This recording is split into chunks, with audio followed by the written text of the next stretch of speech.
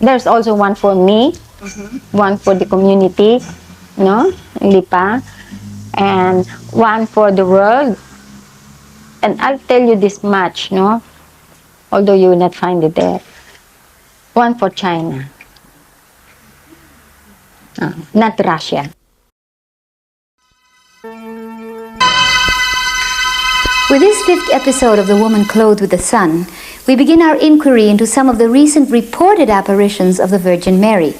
When we say recent, we refer to the period just before the Second World War all the way to the present.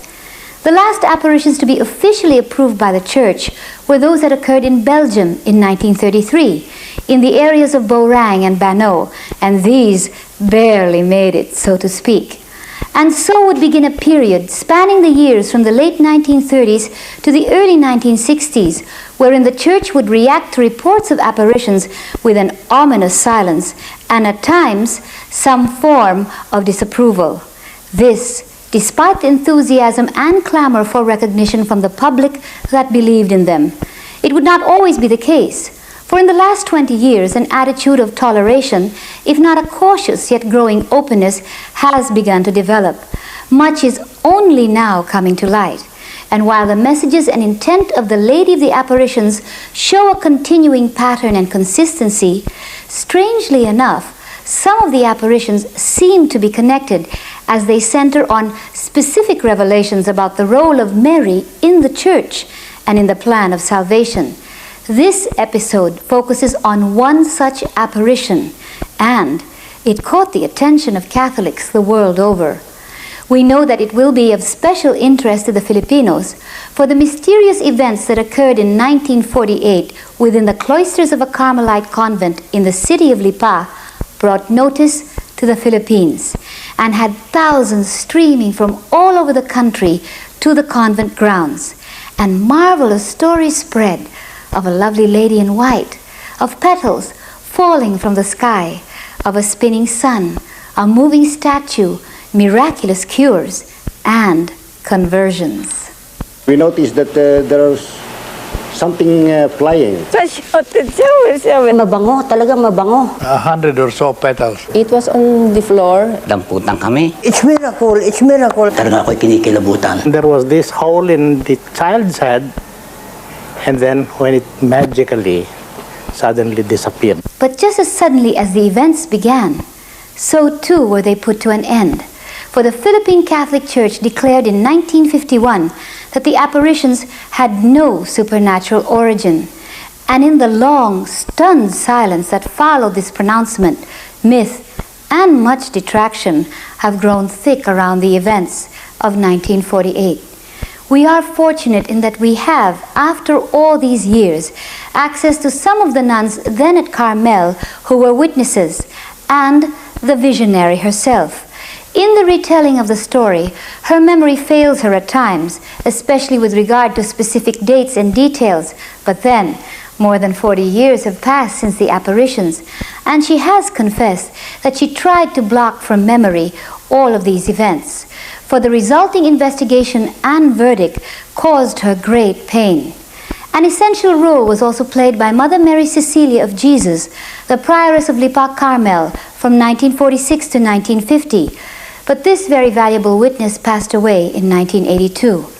We also lament the passing away of other important witnesses, most specifically Monsignor Alfredo Versosa, Bishop of Lipa, and Monsignor Alfredo Obiar, Auxiliary Bishop and Chaplain of Carmel.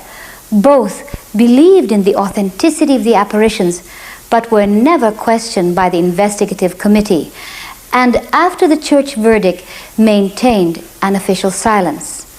After the pronouncement in 1951, the documents and materials in Carmel's possessions were ordered destroyed. This included the very valuable diaries of those involved, and nothing can be found in the archives of the Arzobispado of Lipa, Manila, or in the Nunciature. However, 3 or 4 documents have unexpectedly surfaced. This includes an account written by Mother Cecilia during the time of the apparitions. As we attempted to reconstruct the story, we were hampered by what was known in times prior to Vatican II as the spirit of death, a spirit of radical interior mortification done in the interest of spiritual growth that governed life in monastic orders, which, among other things, discouraged religious from questioning the superiors or seeking to know more than they were told. In the course of our interviews with the nuns, we were often met with replies such as, "I don't know, we weren't told," or "we were not supposed to know anything," thus making verification on precise dates and details somewhat difficult. It has taken some time to piece the entire story together, as there is no one complete account of all the events. Various people had different parts of what emerged as a very complex narrative. The Keithley report tries at a sober presentation of the facts, as far as can be reconstructed. There are numerous petitions to have the case of Lipa reopened for investigation, and perhaps, should this take place, our report may be of some help. We have tried to get some answers. What actually happened? What led to the Church's unfavorable pronouncement? Could there possibly be enough basis for reinvestigation?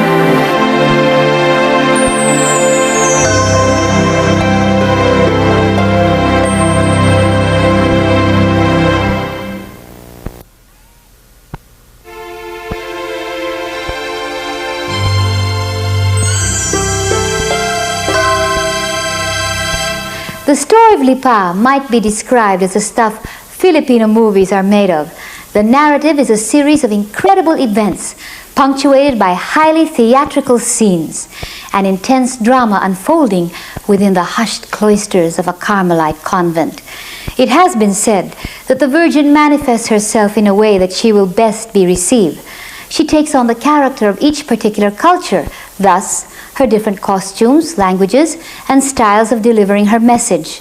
And so we have Lipa, a story so well suited to the Filipinos' love for melodrama, for whimsical turns of plot, a story so anchored on the structure of values and relationships that make up Filipino society, a story of wonders and miracles, entirely consistent with the people known for their ready innocence, openness, and predisposition to the supernatural. Just an hour's drive south of Metro Manila is the city of Lipa. Once the centerpiece of the southern Tagalog province of Batangas, it now only seems to be a shadow of its former self. In the early days of Philippine history, it was synonymous with old world culture and glamour. Its social structure dominated by the landed gentry, their fabled wealth and prosperity attributed to coffee plantations. For in the 1800s, Lipa was the world's sole supplier of coffee beans. So abundant was the harvest that the ladies of the aristocracy were said to wear zapatillas or slippers encrusted with diamonds.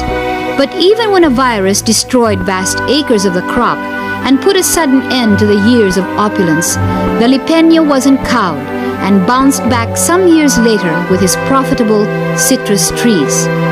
However, the hardy Batangueño with his joie de vivre was no match for the ravages of World War II. And Lipa soon earned for itself another distinction, that of one of the most devastated cities in the Far East. The Japanese had invaded it and established a district headquarters where supplies were stocked and prisoners held.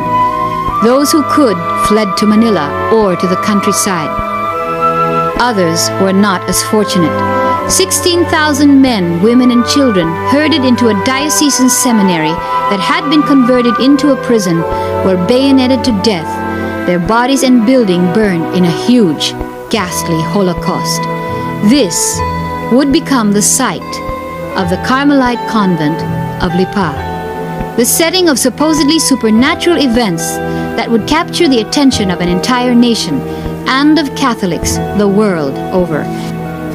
Teresita Castillo, or Teresing as she is fondly called, came from one of the more prominent families of Tanawan, Batangas, her father having once been the governor of the province. The youngest in the brood, and reportedly the clan's favorite, she led a sheltered and pampered life, nursed on convent school values, with piano lessons seeming to be the focus of her life. But on July 4th, 1948, her 21st birthday, just days before her graduation piano recital, this young girl took the most radical step of her life to fulfill a dream she had nourished since the age of 10. In the early hours of the morning, she fled her home to enter the contemplative community of the convent of the Descalced Carmelites in Lipa. All day long, members of her family came back and forth, trying to convince her to leave. That evening, one of her brothers returned in a drunken frenzy, brandishing a gun, threatening the portress, demanding that his sister be brought out. Sinundan ako. Tinututukan ako dito sa aking likod. Do you like me to shoot you? Ika ako, no please, no please. Ganyan, hanggang sa punta kung saan ako, hanggang doon sa, nagtago ako doon sa sulok ng turno. Sinundan nila ako, tinututukan ako. Do you like me to shoot you? Eh, siyempre, natatakot ako. Katawan lupa rin naman ako, takot na takot sa baril. Ika, do you like me to shoot you? No, please, ika. Parating mo, no, please. Yung pala, behind the grill, no, naka-crossform sila, nagdadasal sila ng konta-intim, nagdadasal na pinagdadasal ako. Nagbabakawa ako. Siyempre, natatakot akong patayin ko. Nagmamakawa ako, Mother, ikaw ako pausap naman. Ilabas mo na si Teresita. Ako naman, umakyat na sa staircase, ano? Merong secret heart doon. Hinimas ko ng hinimas na ganyan. Secret heart, ikaw, maawa ka sa akin. Maawa ka sa akin. And so I said, maybe it might be better if I go down and see him. So the prior said yes. So I went to the parlor, you know, the parlor, no? But I was inside. And he was my brother just right in front of me. And I saw the revolver. Nakaganon din sa square ba? Sabi ko, bakit? You want to kill me, to shoot me?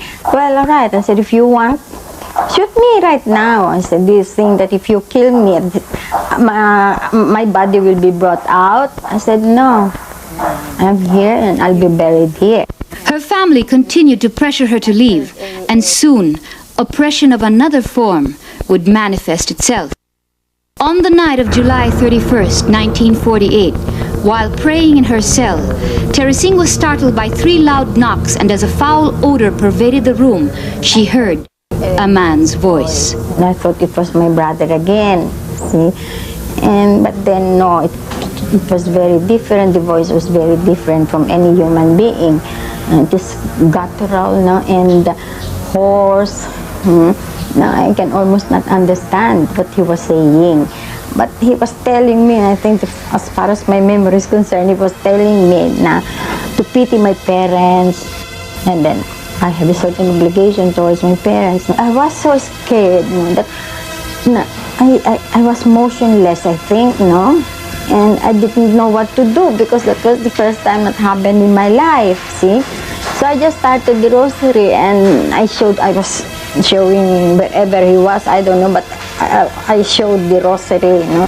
He left the room. At that time, I was not aware of anything like this, no? That the devil can show himself. Did you know that that was the devil? No, not yet. But when I heard his voice, I concluded he is a devil. Then when I looked at the floor, I saw footprints. The footprints also doesn't belong to any human being. There are no toes, huh? No toes. Except only one, and then another one. A big one, and then a smaller one. After that, I went to our prioress, Mother Superior, and told him, can you come with me, no? And have a look. And so she did. And Mother Cecilia, I think, ginan yata with her finger, and it was black soot, no? So Mother Cecilia said, we will not remove that first. The mother prioress had initially been incredulous and had only consented to look at the footprints upon Teresing's insistence. But the next day, after Mass, she worriedly consulted Bishop Alfredo Oviar, then Auxiliary Bishop of Lipa and Chaplain of Carmel. They both examined the footprint, which was later wiped away. He then hurried to inform his bishop, Monsignor Alfredo Versosa, who instructed that the postulant be observed and given adequate food and rest. The voice returned several times during that month, taunting Teresing to give up her vocation, painting vivid pictures of her family suffering over her absence, questioning her obedience and love for the bishop and the prioress. Somehow, her courage grew, and she was able to resist him. And so I said, why do you have to pester me here? I said, I'm already in peace. However, the persecution was to escalate. He soon revealed himself to her. The first 2 times, just a face on the wall. It's really something very ugly. It's really ugly. With around an inch width of yung fire ba around the face. Yeah. But one thing that I noticed, he could not look straight as I looked straight to the devil, no? Siya hindi. His eyes were always towards the left, which is leading to the door outside our cell.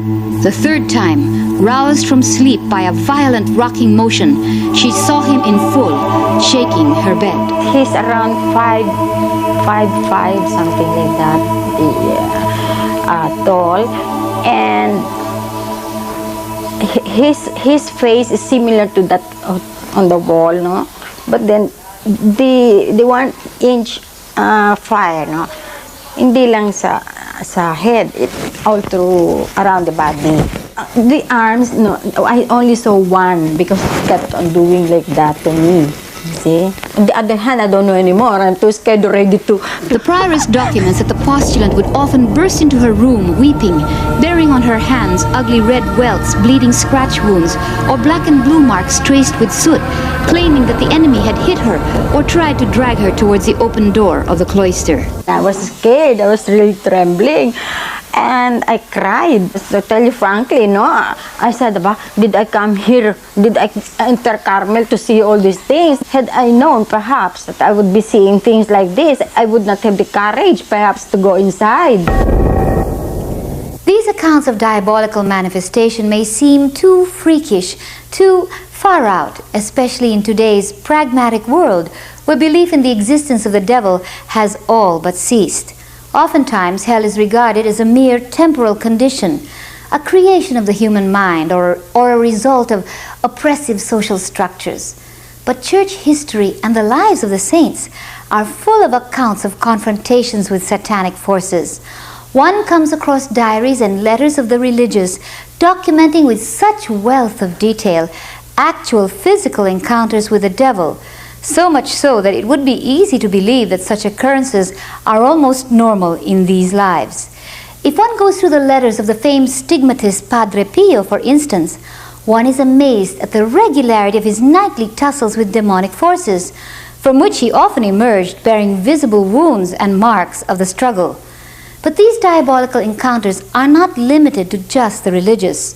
That bestseller, The Exorcist, written by William Peter Blatty, was based on an actual account of an exorcism.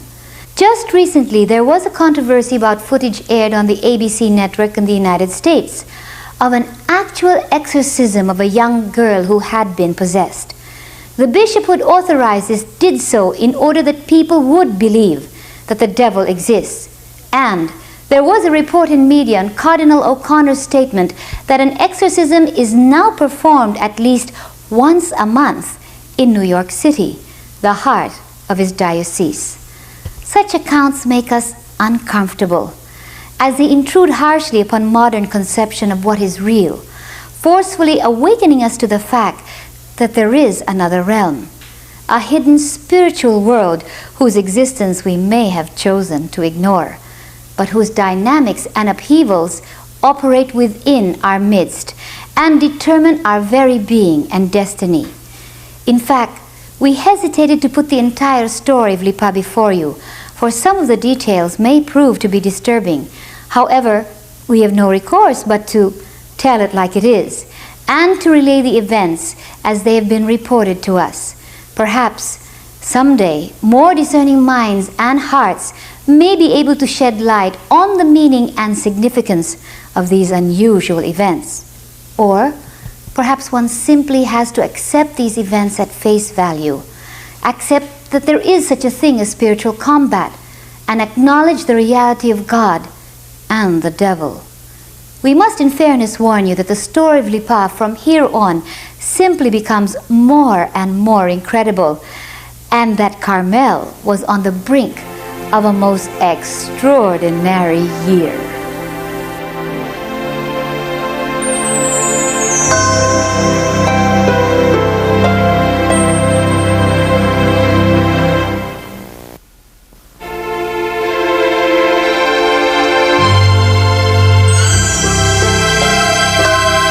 According to documents and testimonies, Teresing's encounter with the enemy occurred within the span of 2 weeks, and the adversary's anger was exposed as he failed to convince her to disobey the prioress and the bishop.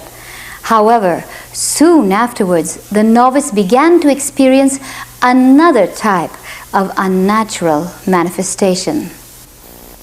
On the afternoon of the 18th of August, Teresing was surrounded by an overpowering fragrance and upon entering, saw someone in her cell.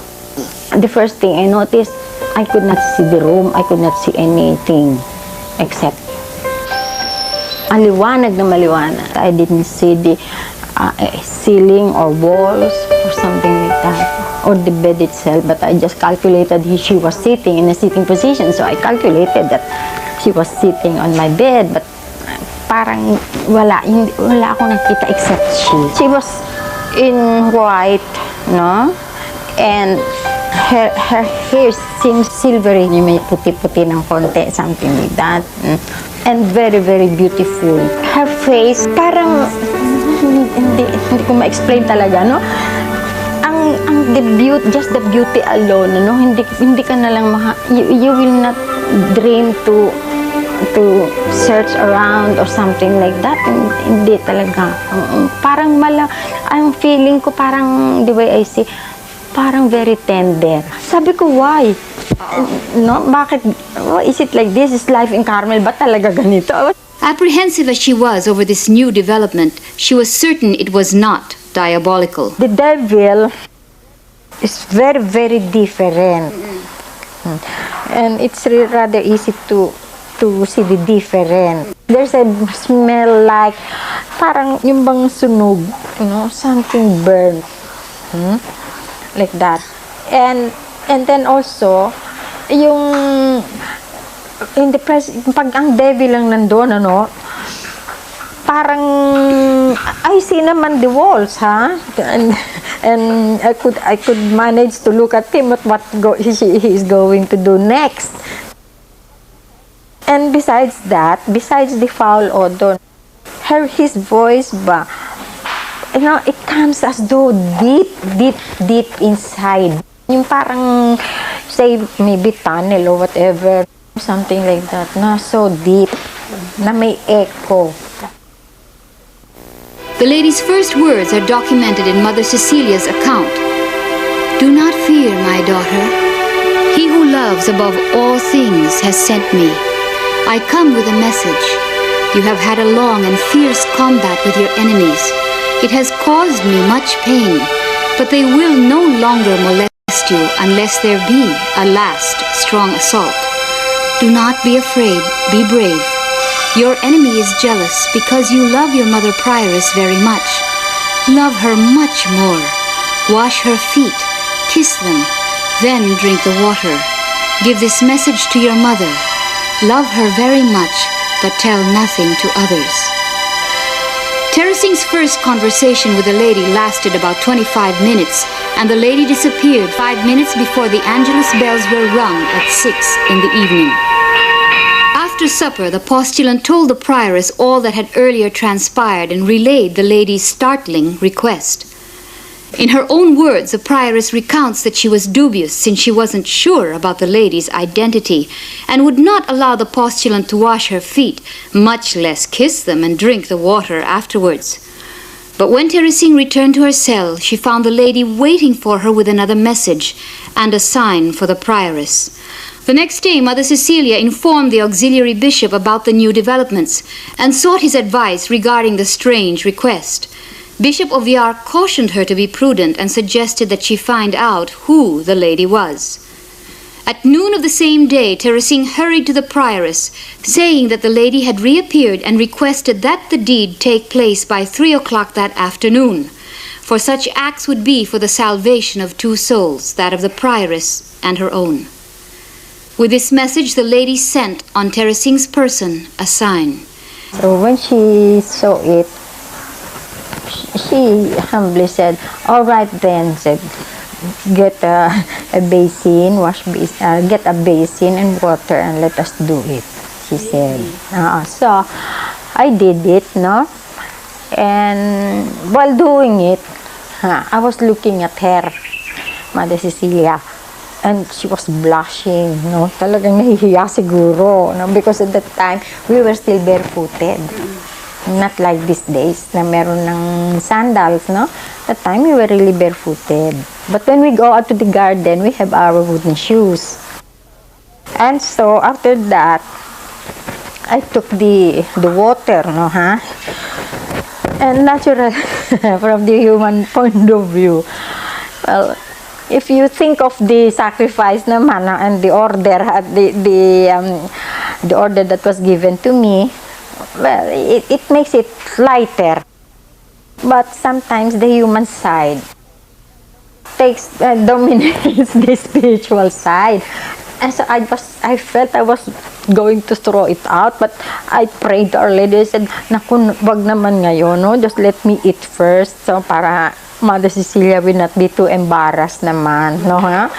So, after eating, after our prayers, we were going to have recreation. And before I went to the recreation room, I went to the CR. And then I threw it all out.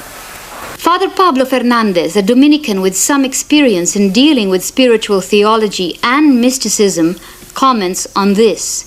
Well, it is repulsive to our human judgment, but it was a proof of obedience on the part of our Blessed Lady. So I see nothing repulsive or nothing wrong with it.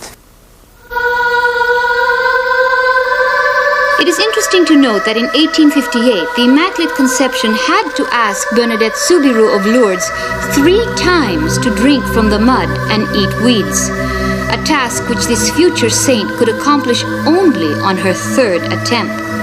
This act scandalized and prompted witnesses to say that Bernadette had gone mad, an accusation that would also be hurled against Teresing.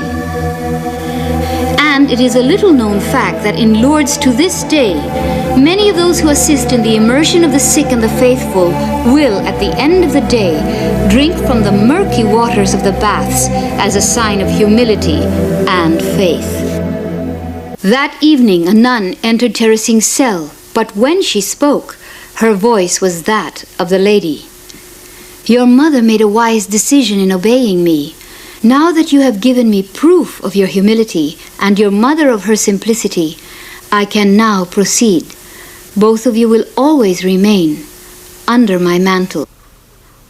After Mass on the following day, Teresing witnessed for the first time the phenomenon which was soon to draw thousands to Lipa. I was in our cell and fixing our bed in the morning, no?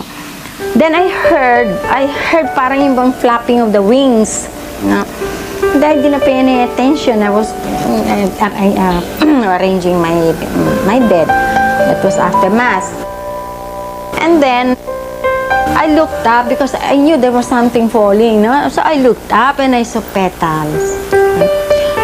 Sabi ko, wala namang butas to. I said, bakit kaya? Ano kaya? I was really surprised, no? The petals formed a cross when they reached the floor, and so she called the prioress. And I told her the story. And then, what happened with the petals? She took the petals. But I don't know what happened after that.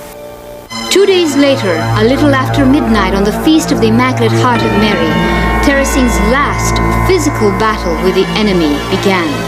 She woke up and felt unseen hands trying to strip her of her clothes. She struggled, broke free, and fled to the stairway leading to the prioress's cell. I felt that somebody grabbed my hands, but I couldn't see anybody. And I said, natatalo na ako. I was holding on to the hand, to the rails, no? Trying to fight for myself, really. I wanted to go up. Fortunately, Mother Cecilia was out of her office. She saw me, so she went to me and tried to help me. And afterwards, she told me that parang somebody's also pulling me downstairs, no, whereas Mother Cecilia was pulling me upstairs, no. So I thought I would really, my body would really be in halves already. Yeah. The prioress reports that at one point in the struggle, Teresing was heard to scream, "I have no eyes to see your indecencies." She thought that she had been completely stripped of her clothing, which made her feel utterly weak and defenseless. When the struggle ceased at the ringing of the community bell at 4:45 a.m., Mother Cecilia discovered Teresing had become mysteriously blind. It is significant that the lady had asked Teresing to love the prioress much more, for the postulant had earlier declared to the adversary that in loving Mother Cecilia, she loved her Lord Jesus Christ. In this light, the lady's rather perplexing request for Teresing to drink the water that had been used to wash the prioress's feet can now be seen not only as a request for humility or obedience, but as a way to frustrate the adversary. Compliance with the lady's request seemed to bear almost immediate fruit, for it should be stressed that the first petal shower occurred the very next morning, barely 14 hours afterwards. Like a pebble thrown into a pool, could this simple act of human collaboration have set in motion a series of events, the scope of which we can only guess at, of which the petal showers were merely an external sign?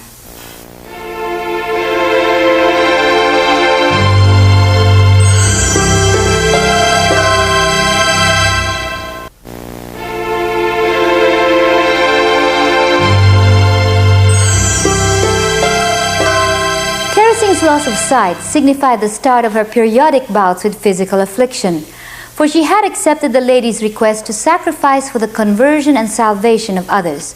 She has disclosed that the lady would often thank her and reveal the identity of the priest or nun she was asked to suffer for.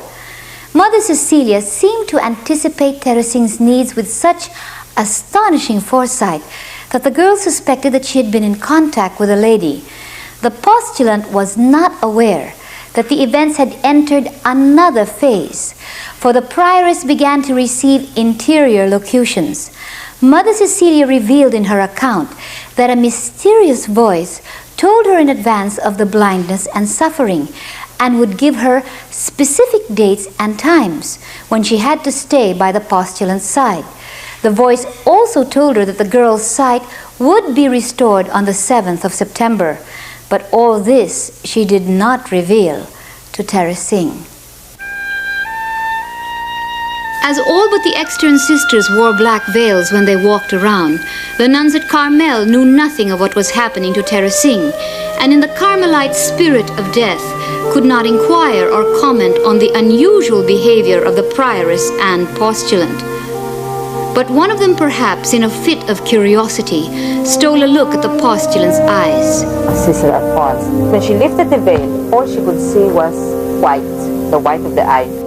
A clinical psychologist, Dr. Maria Dolores de Leon, a member of a commission that investigates paranormal phenomena for the church, is interested in this case, and on her own initiative has interviewed several witnesses, including Sister Alphonse, who passed away in 1990. Dr. de Leon states that Teresing's eyes had probably rolled up. As a matter of fact, when we put people under hypnosis, and when they are in real deep trance, this also goes up. The eyeballs go up. See, so when you sometimes when the eyes are physically bigger than usual, they cannot even close the eyes all the way, and so you will only see the white peeping out, no black. So this is actually possible. To the idea that Teresing's blindness may have been self-induced, Dr. de Leon points out that this affliction occurred 2 more times. She had no reason to induce this. This occurred after the devil had stopped coming. Teresing began to suffer from the thought that her blindness could result in her rejection from Carmel, whose cloister she had embraced despite opposition from her family and the oppression of diabolical forces. Ugly talk had also begun to circulate among the nuns that a lesbian relationship was developing between the prioress and the postulant. I was not allowed to go around because I couldn't see anything. If I go to the chapel, Mother Cecilia would bring me to the chapel, would lead me. Dr. De Leon has subjected Teresing to some tests to determine if the visionary had any abnormal sexual tendencies. So in the test that I gave, it did not even show that she had strong masculine tendencies or strong feminine tendencies. It was very average. Teresing's affliction gave her the confidence to beg the lady for just one initial of her name, a request that was answered with the letters BVM. On the 30th of August, the prioress was present when the postulant asked if she could kiss the lady's foot. Ako din na-touch ko, very soft. Para bang I felt parang yung mo reverential no? Na parang ako, Diyos ko, sabi ko, hindi ko yata makahalikan nito. I was telling to myself. But then, I kissed, no? But so carefully ba na I think I really just I kissed the nail perhaps, no? And it was mabango, ha? And parang the impression that I had, even though I was blind, no? Para bang, when I did like that, ang malambot, yung bang parang malambot, parang silk, something like that, no? And then, I was about to kiss the other foot, no? Pero, hindi ko tinuloy. Because I said to myself, one is really more than enough for me. On September 7th, Teresing regained her sight. The portress had ushered Bishop Oviar into the parlor where the prioress and postulant were waiting. Our bishop was there, and her eyes was towards that place. Ganoon, parang ganoon. And really, her eyes different. Hindi katulad natin, yung very clear, no? But there was something really different. That's why I was sure that she was really blind. Suddenly, I felt someone made a sign of the cross here on both my eyes. And soon after that, then I recovered my sight, and I was so happy. I was jumping up and down, no? At least I said, I can still pala see. I was really very, very happy, no? And Monsignor Roberto was very happy, and she said, now you must be in peace now, she said. And so, just as when I went blind so suddenly, no? When I recovered my sight, it was also as sudden as that. Only much later did Teresing learn that the prioress had been prompted by interior locutions to kiss her eyes in order to restore her sight. If the preceding account seems bizarre or medieval, one must remember what the trend of past apparitions has shown us, that the Virgin manifests herself in a way that she will best be received. In this case, the visionary is a religious, and therefore one should not be surprised to find the apparitions woven into the context of religious life, specifically the Carmelite spirituality, whose dynamics may be totally foreign and unintelligible to the ordinary person. In the early 1940s, there were other accounts of those of the religious orders who were the recipients of messages and apparitions of the Virgin. Two contemplative nuns, one in the United States, Sister Mildred Mary of Ohio, and the other in Hungary, Sister Maria Natalia, both received new titles of devotion to the Blessed Virgin. Both also had mystical experiences. Sister Mildred Mary had initially been advised to be cautious lest she suffer from an overactive imagination. But in the end, the Archbishop, who was her spiritual director, ordered a medal struck and the first and second printing of the messages of Our Lady of America. On the other hand, Sister Maria Natalia's apparitions dealt with the chastisement of the Church and the earth, and of the triumph of Mary as victorious Queen of the world. It is reported that these messages were particularly instrumental in convincing church officials to designate a feast day in honor of the queenship of Mary. What is interesting is that many of the messages she received in war-torn Hungary from 1942 to 1945 were to be re-echoed in 1948 in the little archipelago of the Philippines.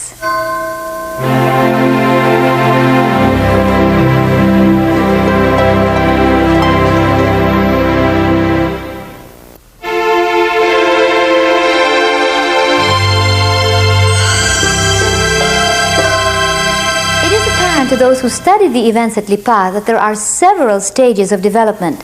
The first involves Teresing alone, her alleged encounters with the devil and the lady in her cell. A secondary phase is introduced when the prioress claims to receive interior locutions. Then follows what might be called the formal phase, where the lady's manifestations begin to bear semblance to other apparitions, such as at Lourdes and Fatima.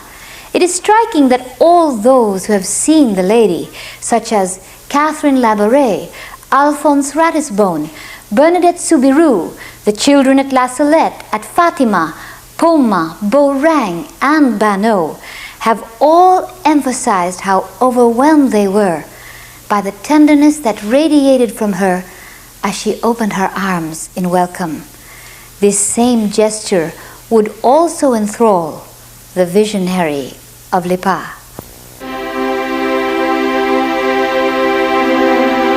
At around 5 in the afternoon of September 12th, while saying the rosary in the garden, Teresing stopped in wonder in front of a vine which shook violently, although there was no wind. Suddenly she heard her lady's voice telling her not to fear, to kiss the earth, to obey everything she was told, and to return to the spot for 15 consecutive days, rain or shine. The next day, with the prioress's permission, she returned to the garden and after a few minutes in prayer, saw the vine move. The lady appeared on a cloud, dressed in white, hands clasped over her breast and a golden rosary hanging from her right hand. Teresing was so struck by her majesty that she tried once more to elicit an explicit response from the lady as to her identity. I asked her, beautiful lady, I said, who are you? She just answered me, I am your mother, and I am the mother of my son Jesus.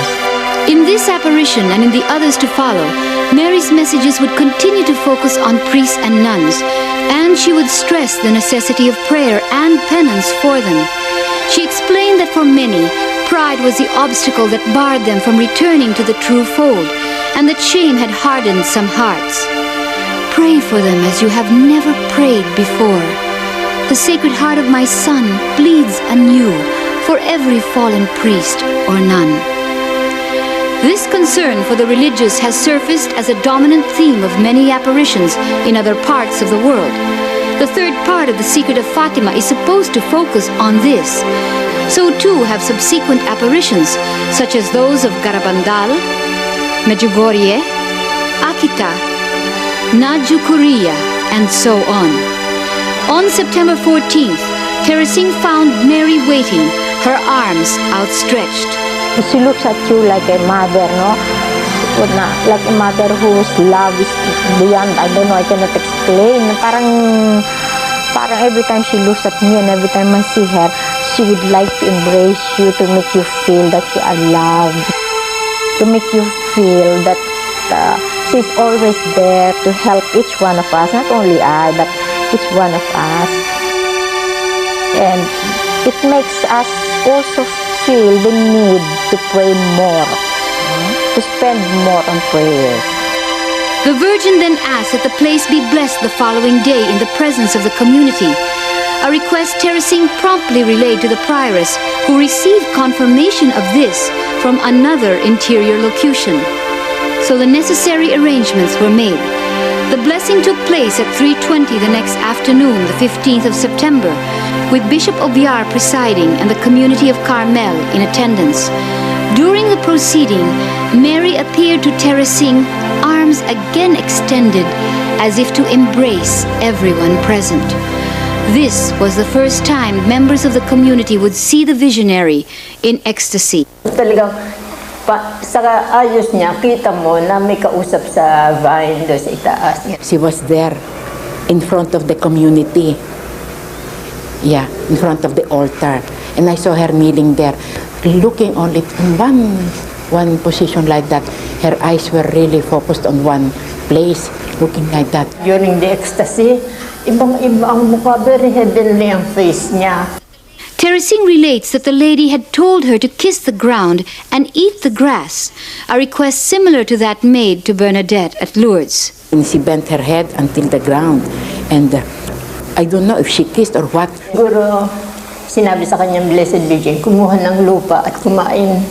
Kumain naman siya. Pagkatapos, nakita mo, nilunok niya gano'n. Nilabit ang dila, di wala na, nakain na niya. Tapos yung grass, kumuha din siya, kinain niya. I don't know how it tastes because when I am there, my attention is not on what I'm doing, but on the person who was actually speaking to me. On that afternoon, the community also witnessed for the first time the phenomenon of the petals.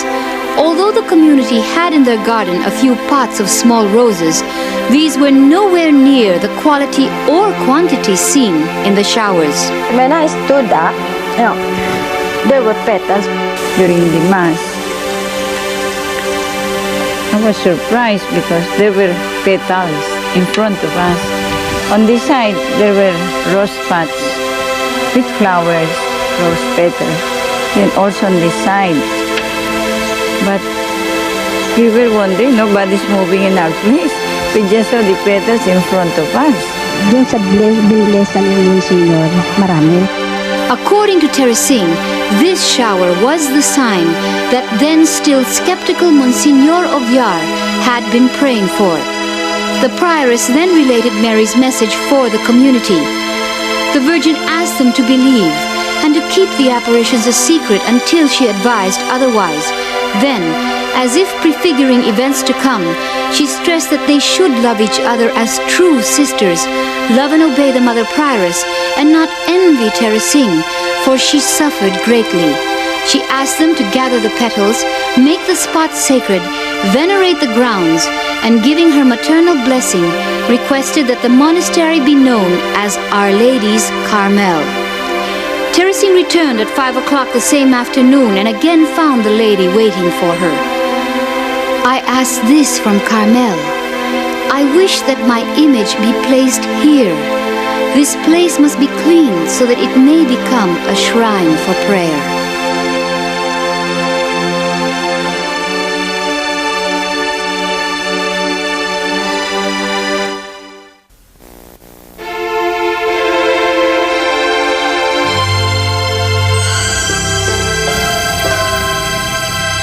On the 16th of September, Teresing saw Her Lady descend from above, accompanied by little angels. Mukha lang nakikita ko. Maliliit.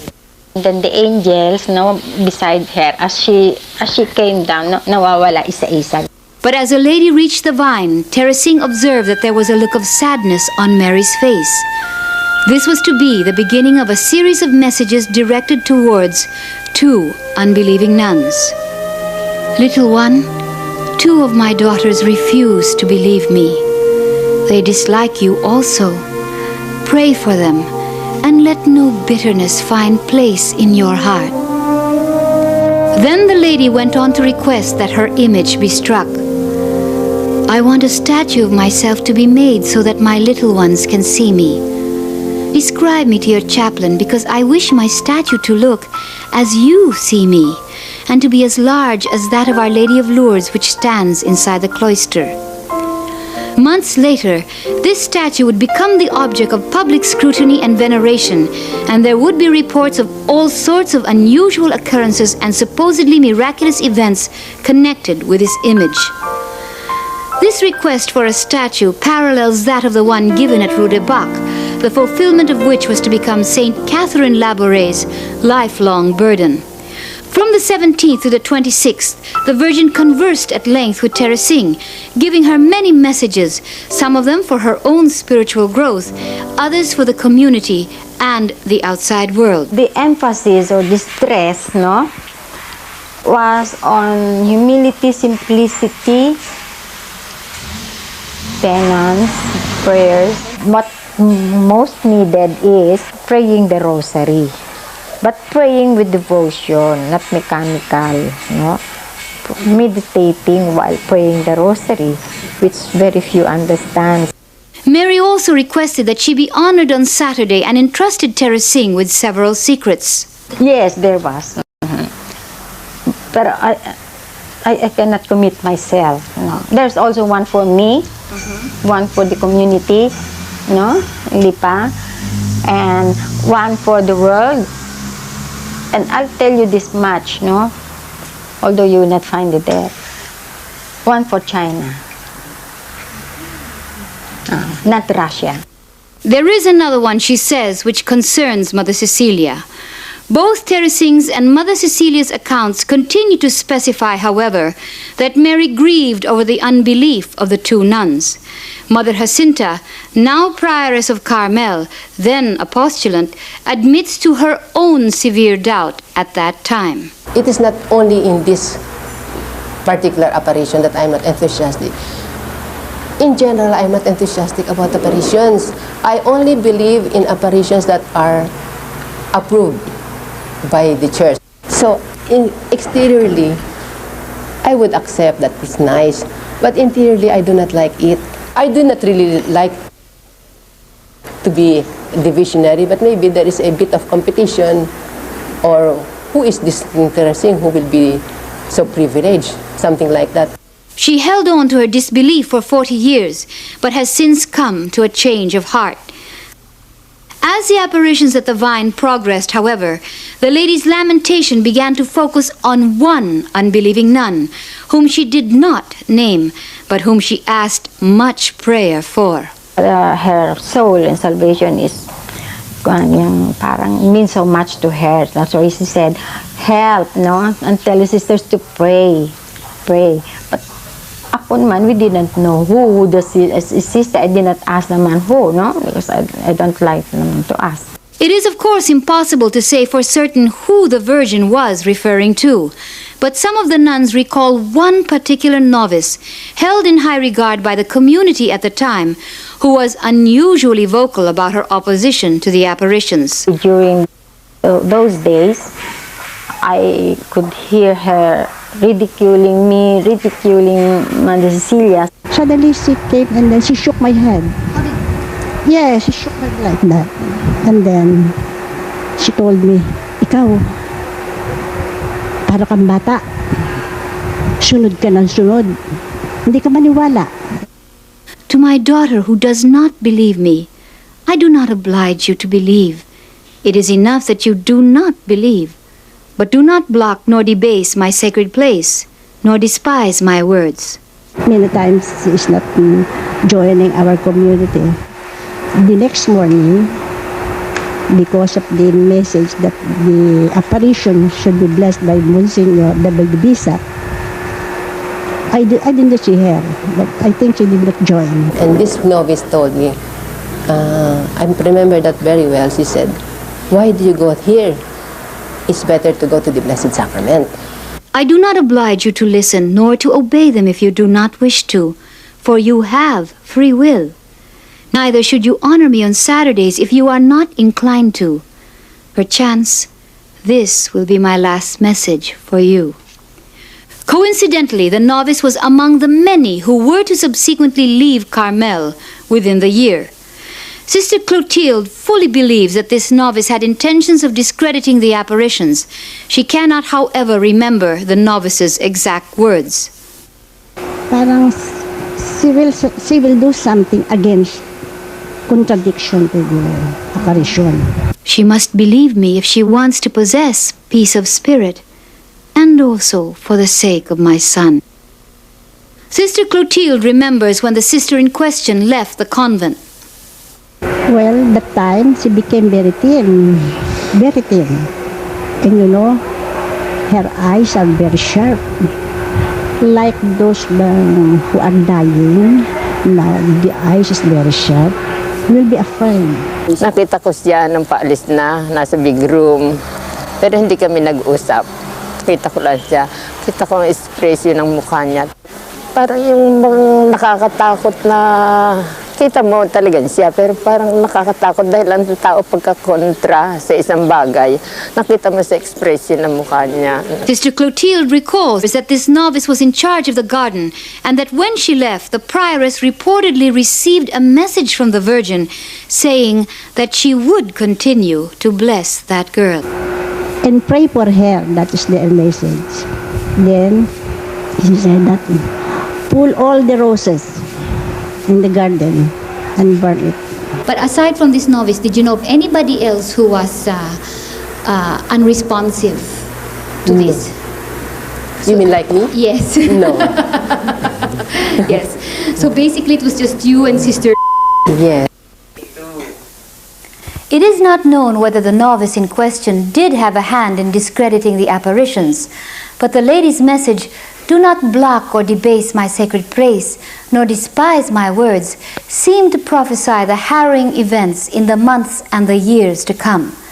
Despite the strong warnings, however, Teresing maintains that as far as she is able to remember, it is God's great love for souls that pervades the entire corpus of the Virgin's messages. To stress this theme, Mary revealed that any soul who doubted her son's love gave him great pain, and therefore also wounded her own heart deeply. She went on to describe her meeting with Jesus at Calvary and said, "Meditate on this and see how much the mother and son worked and suffered together to save the world." Is this then why Mary has manifested herself over and over again for the last 150 years?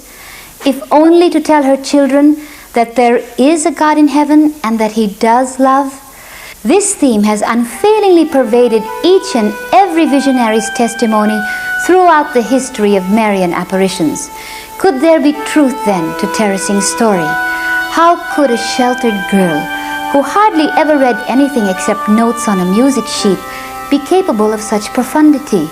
Would it be impossible to believe that grace had fallen superabundantly upon the little monastery of Lipa?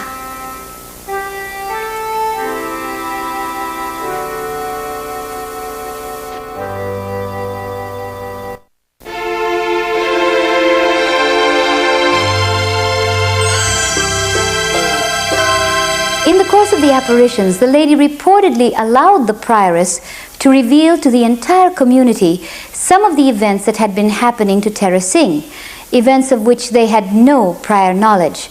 From then on, the community was kept informed. We seldom talk to each other. But then when we have recreation, that's the time when some news are told to us. So those who believe, you can see in their faces, they're all very happy. We clap the hands and we really show our happiness. Well, there are others who are silent. We don't know what is in their heart.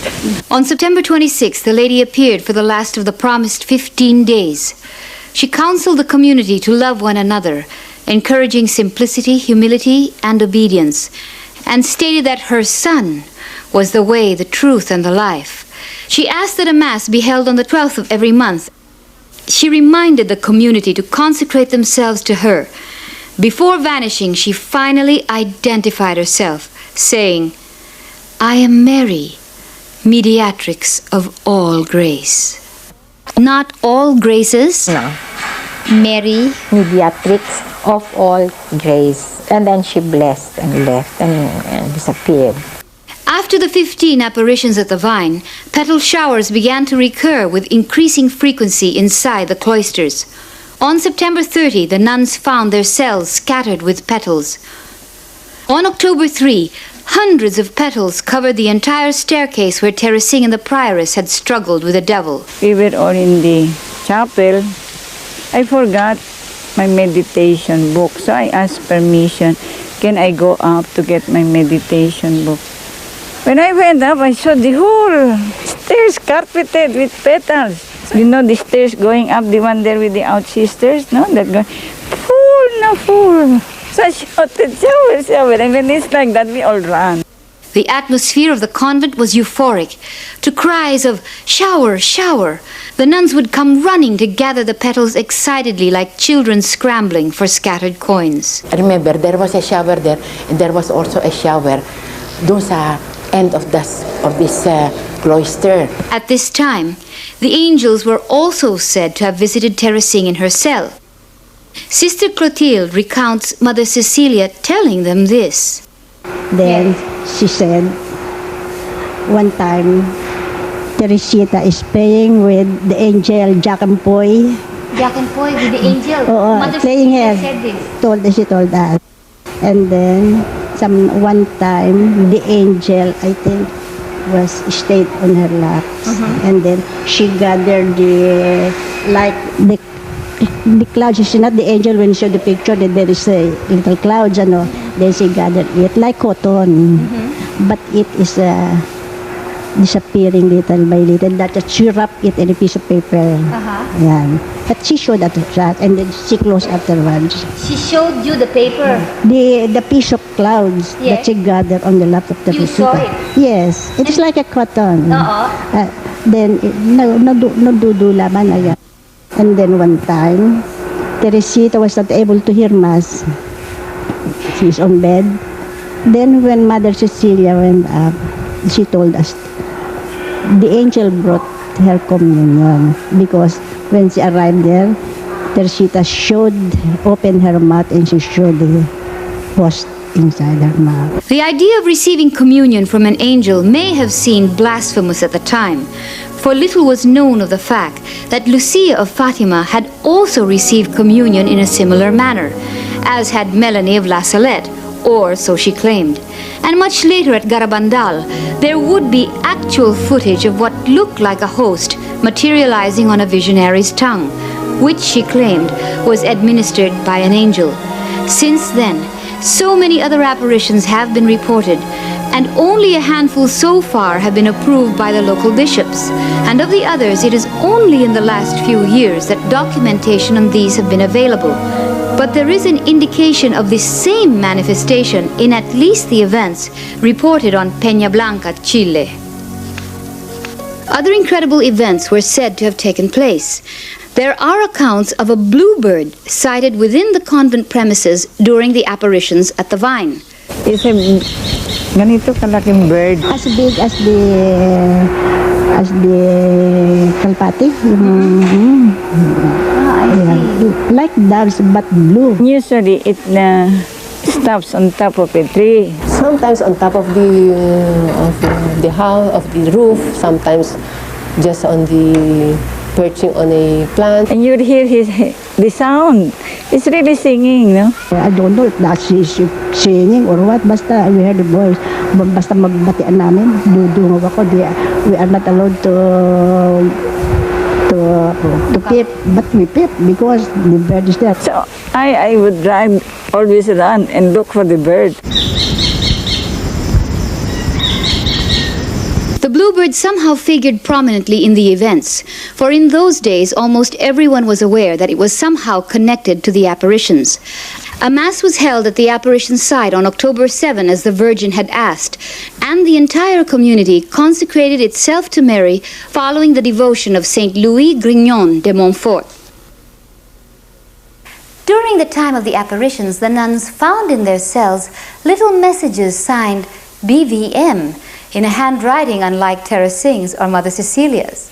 There were also accounts of a spinning sun, of a strange light on top of the vine, of plants in the garden turning to face the apparition site, or a cloud-like figure seen descending from the skies, and the heady fragrance of roses or azucenas that would often fill the cloisters at unexpected times. Teresing had several other mystical experiences, impossible at this point to render in all its incredible detail, but these may one day be published. The prioress documents, for instance, that the girl had visions of the Sacred Heart, of a multitude of angels and saints, of Saint Cecilia and Saint Therese of Lisieux in particular, and of a lady with whom she took long walks in a lovely garden full of birds and flowers.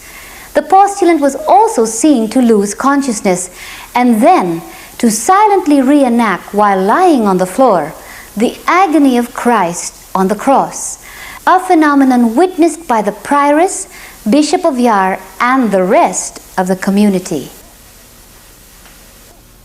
So, naka-stretch arms siya, but her hands are closed like that and very stiff. You cannot move. Even if you try to move, you cannot move. As if she is unconscious like that.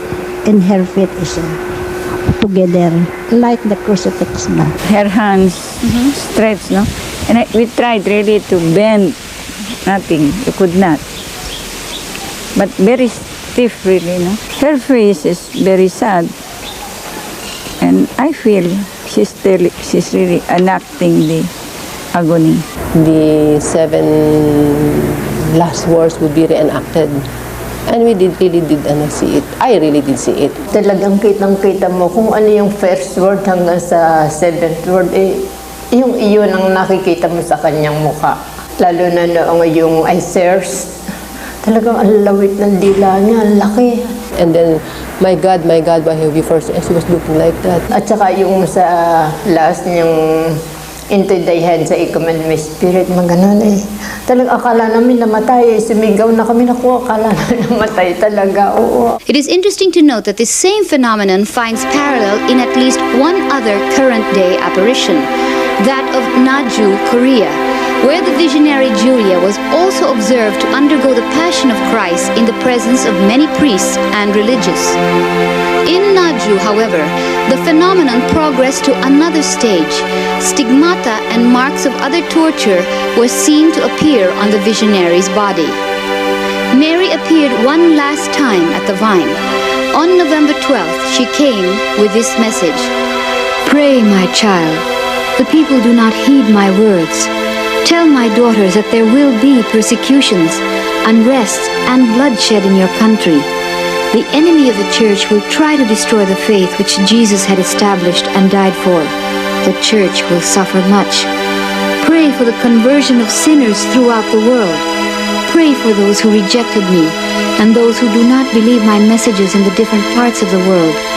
I am really sad but consoled by those who believe and trust me. Spread the meaning of the rosary, because this will be the instrument for peace throughout the world. Tell the people that the rosary must be said with devotion. Propagate the devotion to my Immaculate Heart. Do penance for priests and nuns. But be not afraid, for the love of my Son will soften the hardest of hearts, and my motherly love will be their strength to crush the enemies of God. What I ask here is the same I asked at Fatima. I bless this community in a very special blessing. All these can be revealed now. I repeat to you that I am Mary, Mediatrix of all grace. This is my last apparition here." And with this, she rose up to the clouds and disappeared. Her words were prophetic, for great persecution was to follow, and many lives and reputations would be ruined. The lady's visit at the Vine had come to a close. But one final phase of the apparition was yet to unfold. One incredible phase that was to fascinate an entire nation and bring to public attention the young visionary of Lipa and the messages of the beautiful lady on the Vine.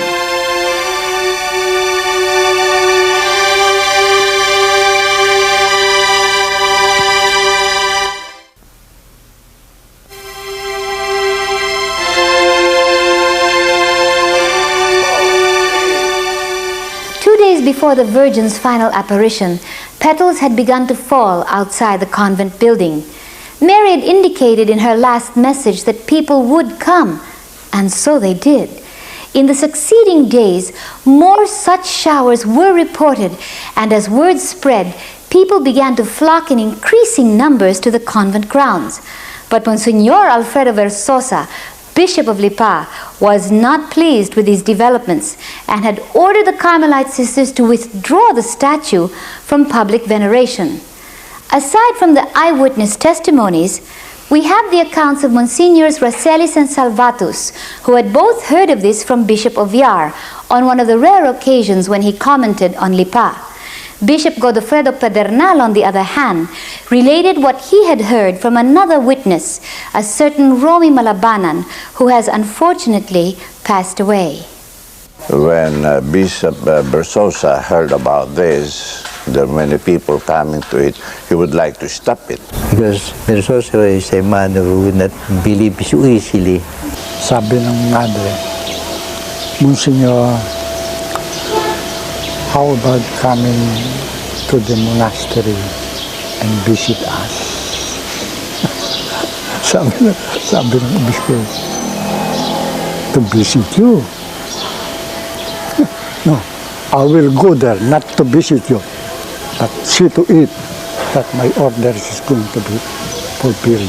On the afternoon of November 19, he hastened to Lipa in anger, determined to chastise his auxiliary bishop and to put an end to the entire affair. When he reached the place, the monastery, when he opened the door, a shower of roses at his very steps came. A shower of petals fell on him, and he knelt down, and he could not utter any word. His feet was surrounded by petals. Nagulat yung bispo. May dinampon na ganyan. Petal of flower. Ang dami. Almost one plate. Almost one plate? And the bishop started looking around, trying to find where the petals came from. That was the only time I witnessed the shower. According to Romy, the old man knelt down and then he prayed. And then when the sisters came out to talk to him, He was speechless. He was astounded. When the bishop left, he told the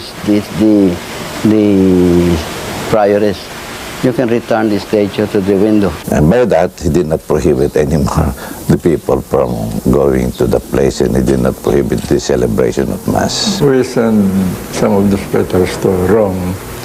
They had me written the letter to the Pope as a private gift, telling the Pope of the events here, personal, not official. But that was not the bishop's only experience with the petals. Armando Mendoza Jr., the barangay captain of Granja, remembers one incident when, as a sacristan, he had helped the bishop dress after Mass. Umalik ako sa kamay, tapos inalis ko yung kanyang sapatos. Sabi ko, Bishop, kayo pala nagtatago ng mga roses sa inyong sapatos. Bakit ilang petals ito? Sabi ba, hindi ko, wala yan. Wala kaninang umaga nung alisin ko yan. Nung isuot ko, wala yan. Eh, kakos siya. Pumunta ko sa loob ng yung sapatos. Akin na ho. Siguro pag hindi 3, 4. Kinuha niya ang 2, binigay sa akin ang 2. Parang manghang-mangha siya. Much later, on December 6, 1948, an official account of the apparitions at the Vine would be published with Versosa's imprimatur. With the bishop's sudden turnabout, crowds increased. The press caught wind of the incredible events, and from November 1948 until after the verdict was released in 1951, the national dailies carried news of the famed petal showers of Lipa. International publications were also later to carry stories of the astounding showers at Carmel. Public response was tremendous.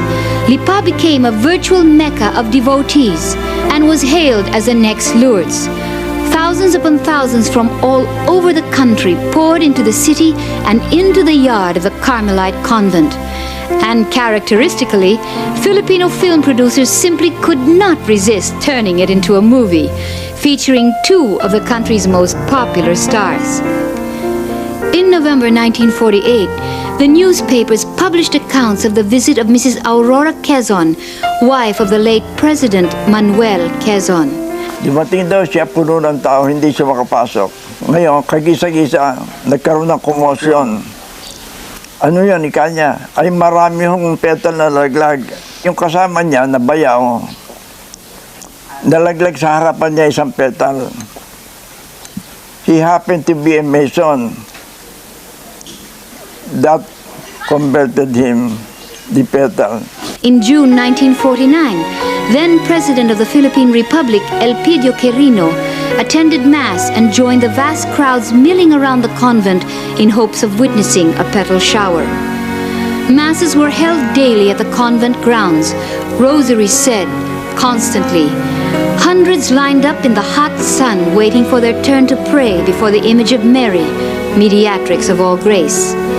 The statue, which had been commissioned and finished in October, was encased in glass and exposed to the public with Versosa's permission. Novenas stamped with the imprimatur of Bishop of Yar were distributed. In May 1949, prominent leaders of lay Catholic organizations, which included top government officials, issued a manifesto urging a national novena from May 22nd to 30 to the Blessed Mother, Mediatrix of all grace. This was to culminate in a great communion all over the Philippines. Moreover, a church to be known as the Chapel of Our Lady Mediatrix of all grace began to rise, funded entirely by public donations and finished within the brief span of 2 years. Estimates of the crowds at Lipa numbered into the thousands. On November 28, for instance, the Manila Times reported 30,000 people present at the convent. On January 23, 1949, during the laying of the cornerstone of what was to be the Church of Our Lady Mediatrix of All Grace, a ceremony officiated by Bishop of Yar with numerous priests in attendance, crowd estimates range from 20 to 70 to 500,000. So great was the national preoccupation with Lipa that in March 1949, the country's flag carrier, Philippine Airlines, began a series of special chartered flights from Manila to Lipa and back at the cost of 250 pesos. All I can remember at this point is that I was only one of a virtual mob, buses, private cars, jeepneys, all making a beeline and making a pilgrimage full of people whom I could sense a certain deep and abiding faith in the Virgin. I saw cripples, I saw sick people brought there, and I could see. You know what it reminded me of now? It would be the same atmosphere that I saw when I went to Lourdes. The same faith was there, the same fanaticism, if you wish. And here were all these people, all of them waiting, most of the time vainly, for another shower of roses so that they could go home with one of these precious petals. Yung sinabi ng tao ng shower, I forgot that I was a sister, and I sat on the windowsill, and I placed my leg like that, then the other one followed, and I even picked. And I was really excited because talaga nanginginig ang kamay ko, nalalamig, and then ito, mga balahibo ko ganyan, no? And I was really trying to get each and everything. And then, pagka nandun ako magaganda, pagkatapos makikita ko doon naman ang pwesto kong ganun. And I really kept them. Ang mga tao, parating sa itaas nakatingin, nag-aantay na, maya-maya nagsisigawan sila. Magsashower ka, namamango. Dahil yun ang sign na dadating ang petal at namamango. Naglabasan kami. Nakita namin, mataas na mataas. Hindi sa tabi, hindi sa basta talagang kita yung galing talaga sa sa alapaap. Parang madaming maitim sa langit. And I saw petals, rose petals, red rose petals falling. Not falling straight, but sort of fluttering down. Nasama-sama sila. Hindi sila nag-iwahiwalay. Pero may direction sila ng pinupuntahan. Parang gumaganon-ganon sila. There were only very few petals falling from out of nowhere. We didn't know where it came from. It cannot come from anybody. We just saw it flying, the petals flying. Newspaper accounts report that on unusually windy and rainy days, when even military planes were grounded, the petals would fall in a straight, vertical direction and only within the convent premises.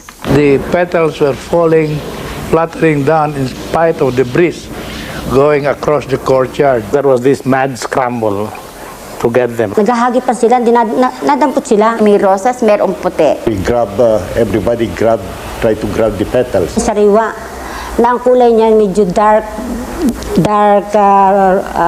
rose, medyo makapal na parang velvet. Bishop Godofredo Pedernal, who was then rector of the seminary, had 2 encounters with the shower. Personally, twice I saw this shower of petals. The first time is it was falling down from the gutter of the building, the convent. And so when the petals were falling like that to the ground, and people went up climbing the grails of the convent. The description of his second encounter with the petals is even more amazing, for he saw an entire rose materialize out of thin air. About 10 meters. It just appeared maybe 6 feet from the ground.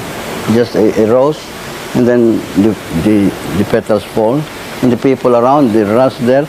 I could not go to pick up maybe a petal, but because the people started to go there.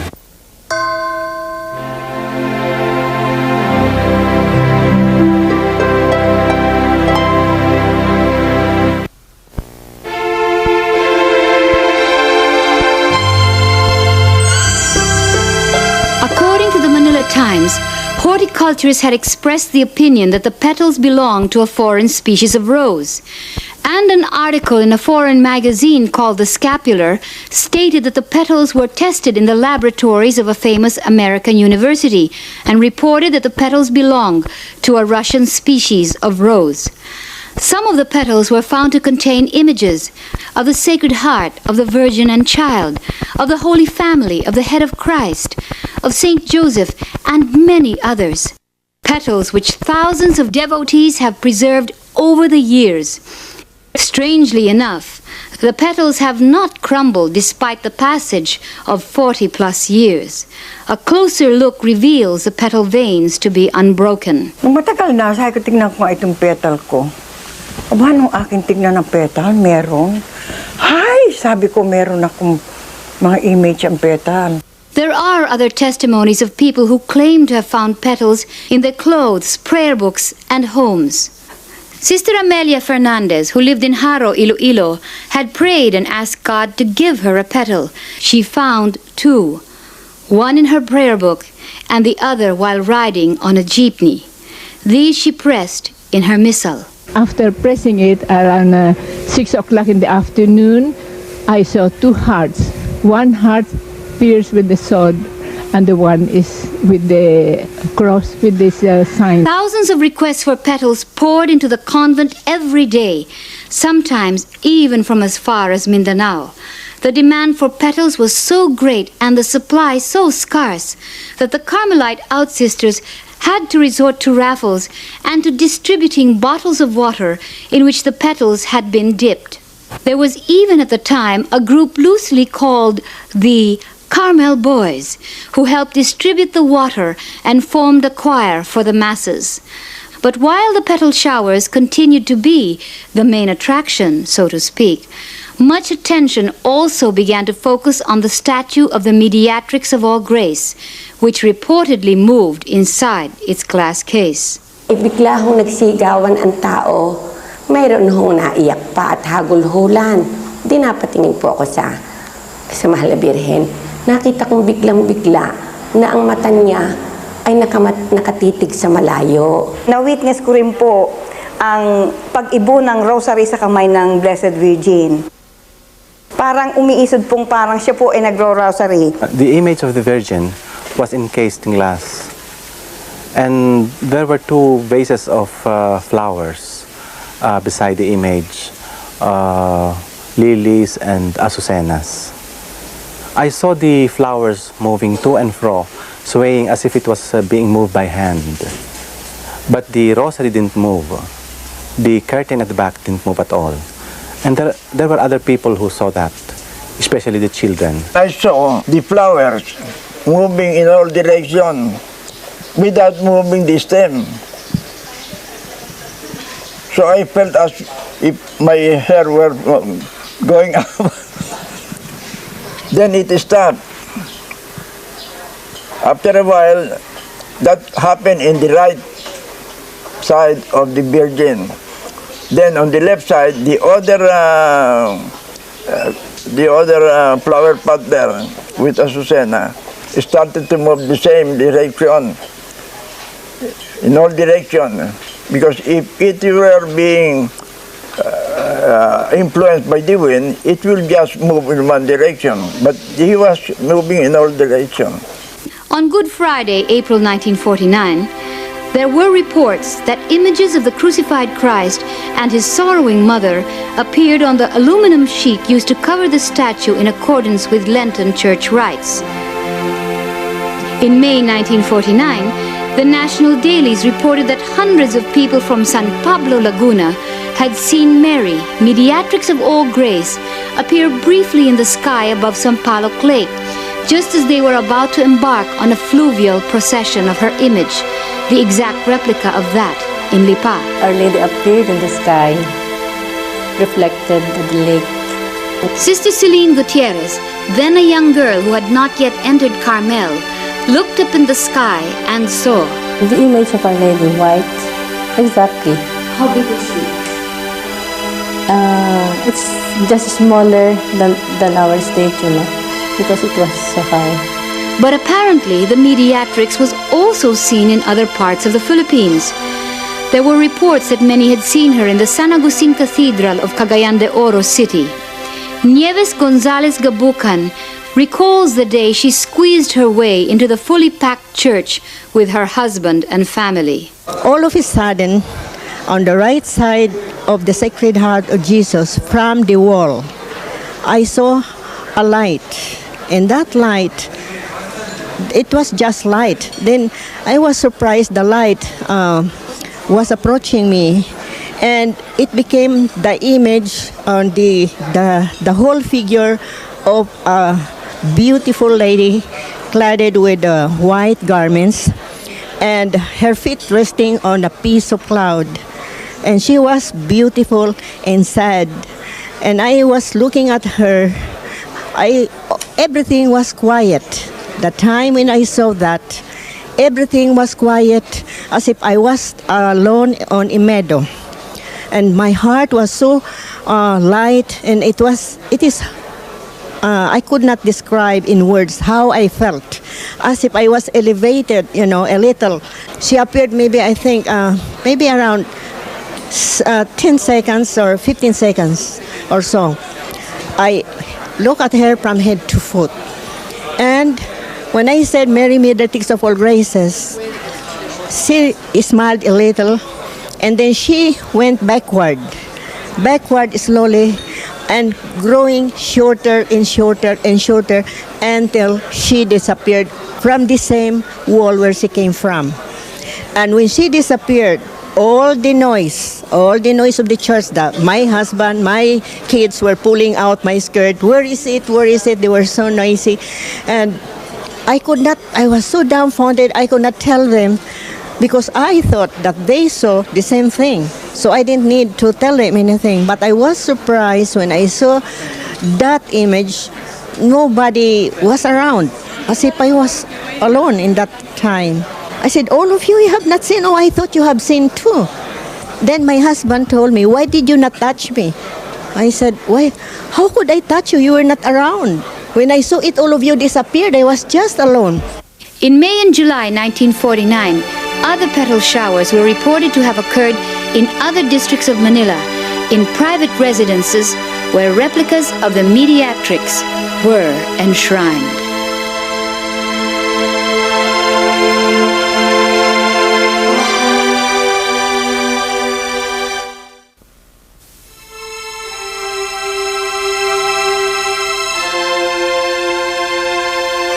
Aside from a rather stupendous array of seemingly supernatural events and the remarkable, almost instantaneous conversions, there was yet what seemed to be an added grace, for reports began to surface that the petals of Lipa were effecting miraculous cures.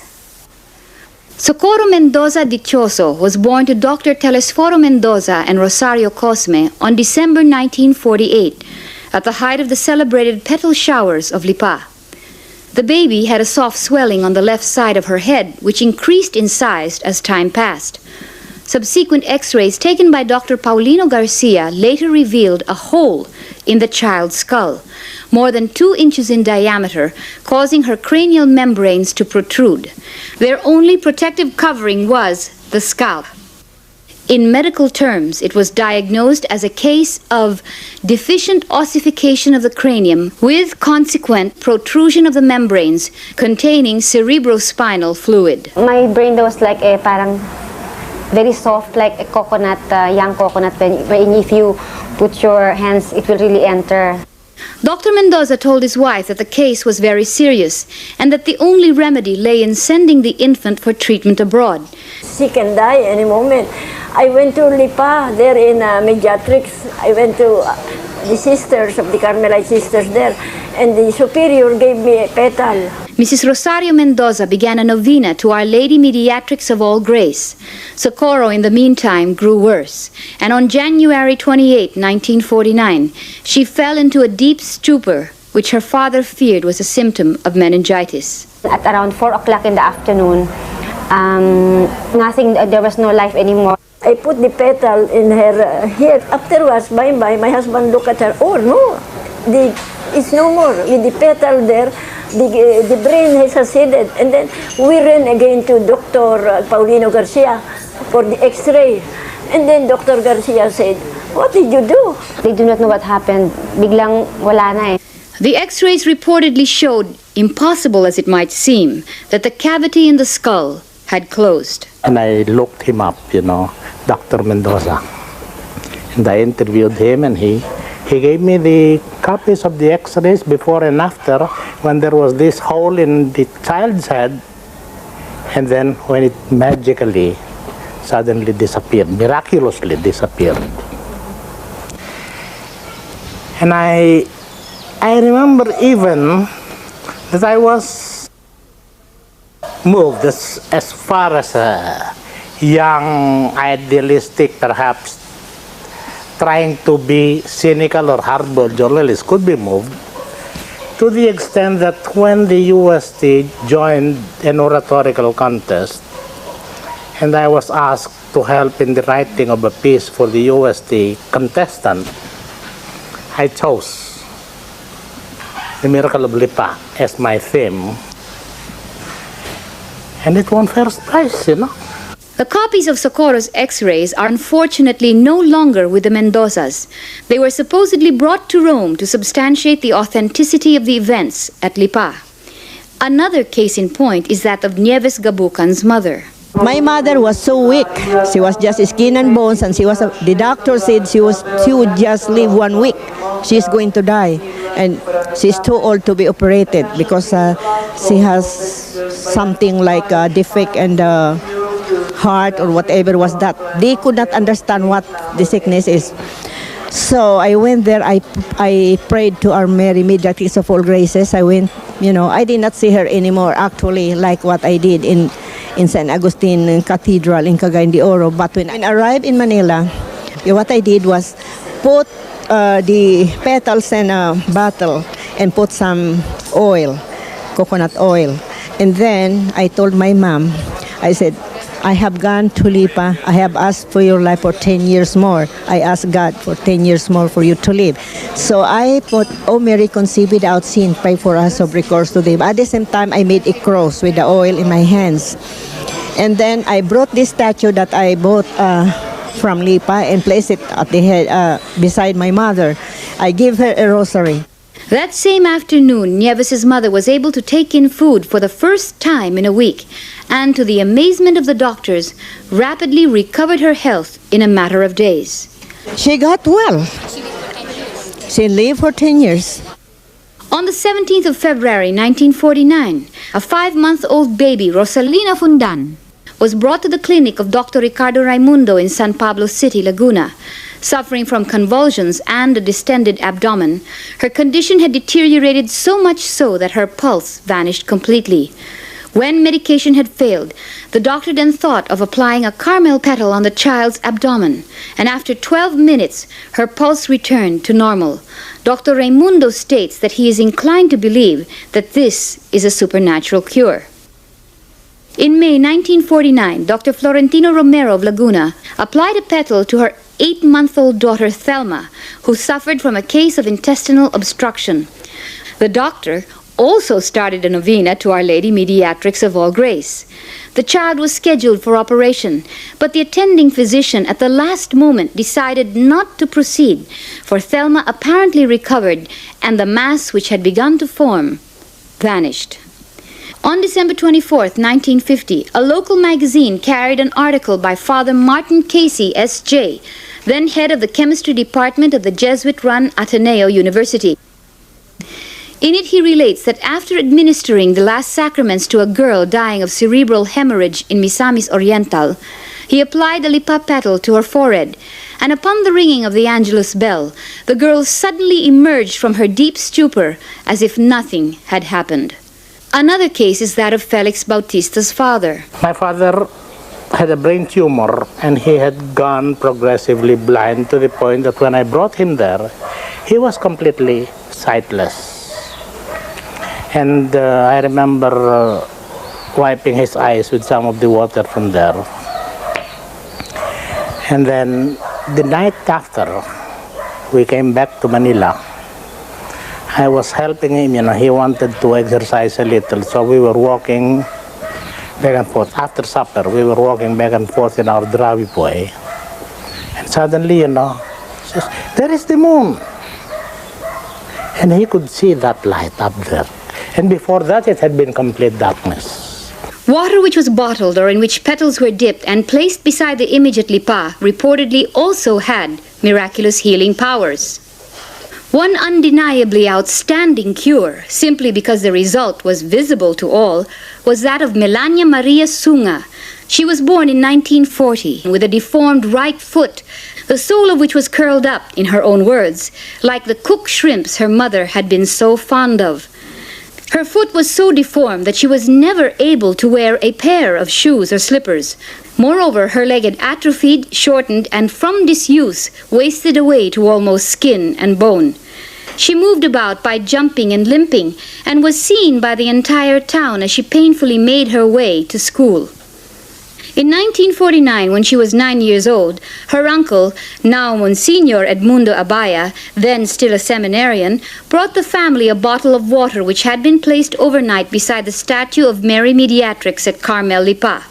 Mrs. Sunga, a daily church-goer, offered prayers and sacrifice and rubbed her daughter's crooked foot with the water from Lipa every day for several weeks.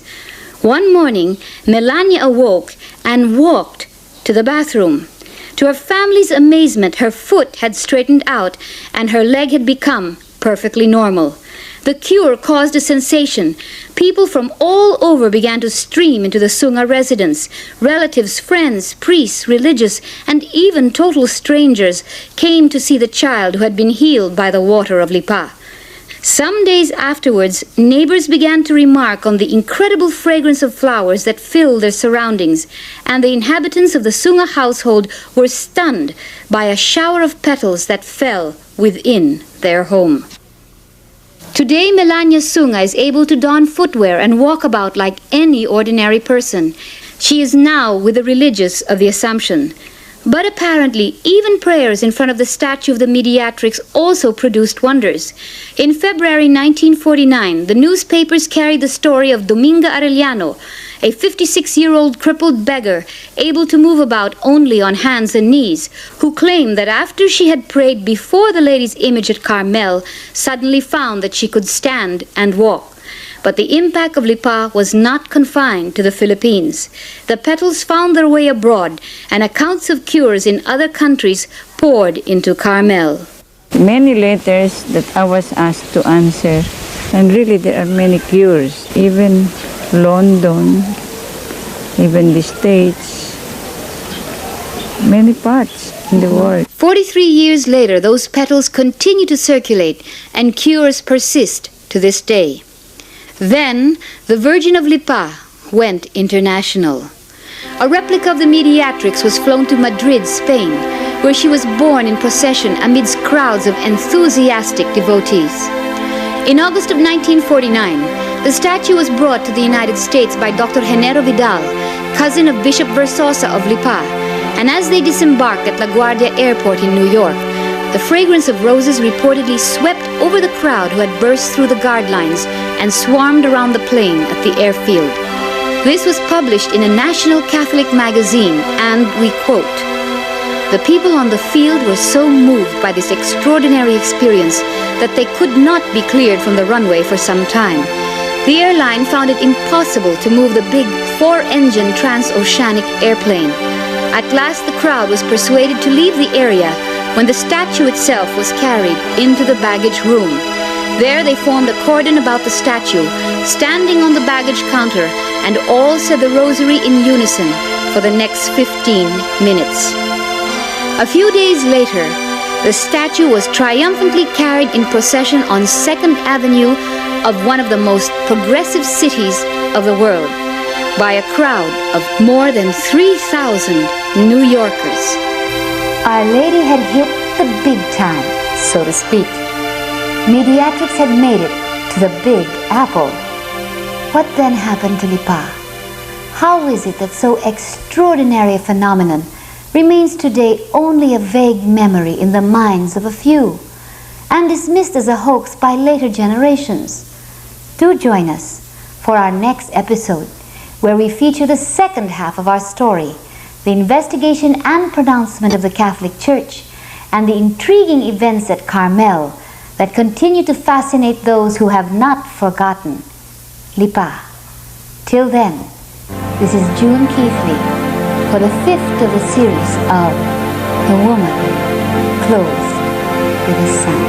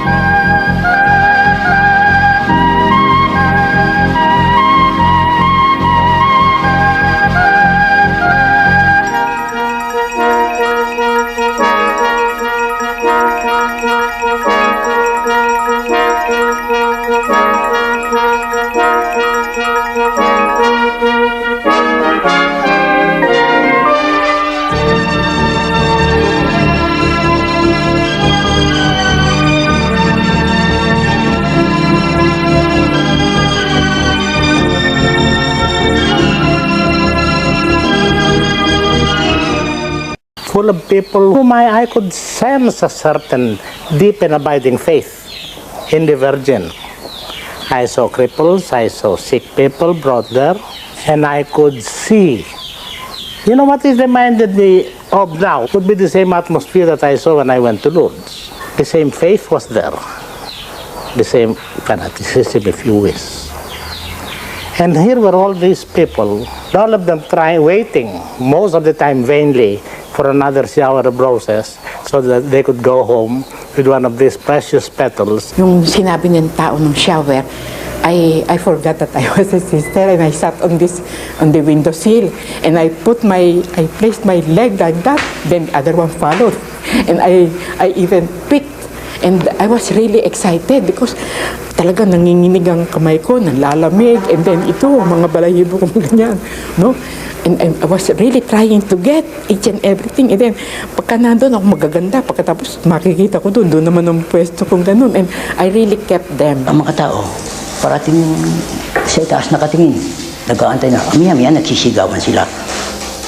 Magsashower ka, magsashower na mamango. Dahil yun ang sign na dadating ang petal at namamango. Naglabasan kami. Nakita namin mataas na mataas. Hindi sa tabi, hindi sa ano, basta talagang kita yung galing talaga sa ano, sa alapaap. Parang madaming may itim sa langit. And I saw petals, rose petals, red rose petals falling. Not falling straight, but sort of fluttering down. Nasama-sama sila. Hindi sila nag-iwalay. Pero may direction sila ng pinupuntahan. Parang gumaganon-ganon sila. There were only very few petals falling from out of nowhere. We didn't know where it came from. It cannot come from anybody. We just saw it's flying, the petals flying. Newspaper accounts report that on unusually windy and rainy days, when even military planes were grounded, the petals would fall in a straight, vertical direction and only within the convent premises.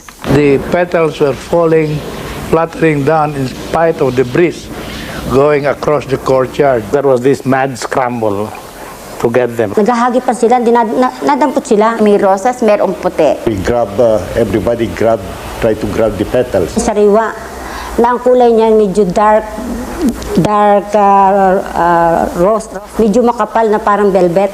Bishop Godofredo Pedernal, who was then rector of the seminary, had 2 encounters with the shower. Personally, twice I saw this shower of petals. The first time is it was falling down from the gutter of the building, the convent. And so when the petals were falling like that to the ground, and people went up climbing the grails of the convent. The description of his second encounter with the petals is even more amazing, for he saw an entire rose materialize out of thin air. About 10 meters. It just appeared maybe 6 feet from the ground. Just a rose, and then the petals fall, and the people around, the rush there. I could not go to pick up maybe a petal, but because the people started to go there.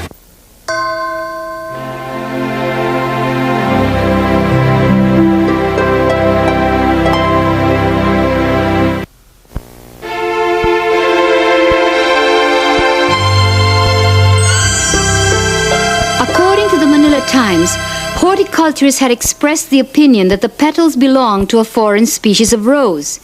And an article in a foreign magazine called The Scapular stated that the petals were tested in the laboratories of a famous American university and reported that the petals belonged to a Russian species of rose. Some of the petals were found to contain images of the Sacred Heart, of the Virgin and Child, of the Holy Family, of the Head of Christ, of Saint Joseph, and many others. Petals which thousands of devotees have preserved over the years. Strangely enough, the petals have not crumbled despite the passage of 40+ years. A closer look reveals the petal veins to be unbroken. Nung matagal na, sabi ko, tingnan ko nga itong petal ko. Aba, nung aking tignan ng petal, meron. Hay! Sabi ko, meron akong mga image ang petal. There are other testimonies of people who claim to have found petals in their clothes, prayer books, and homes. Sister Amelia Fernandez, who lived in Haro, Iloilo, had prayed and asked God to give her a petal. She found 2, one in her prayer book and the other while riding on a jeepney. These she pressed in her missal. After pressing it around 6 o'clock in the afternoon, I saw two hearts. One heart pierced with the sword, and the one is with the cross with this sign. Thousands of requests for petals poured into the convent every day, sometimes even from as far as Mindanao.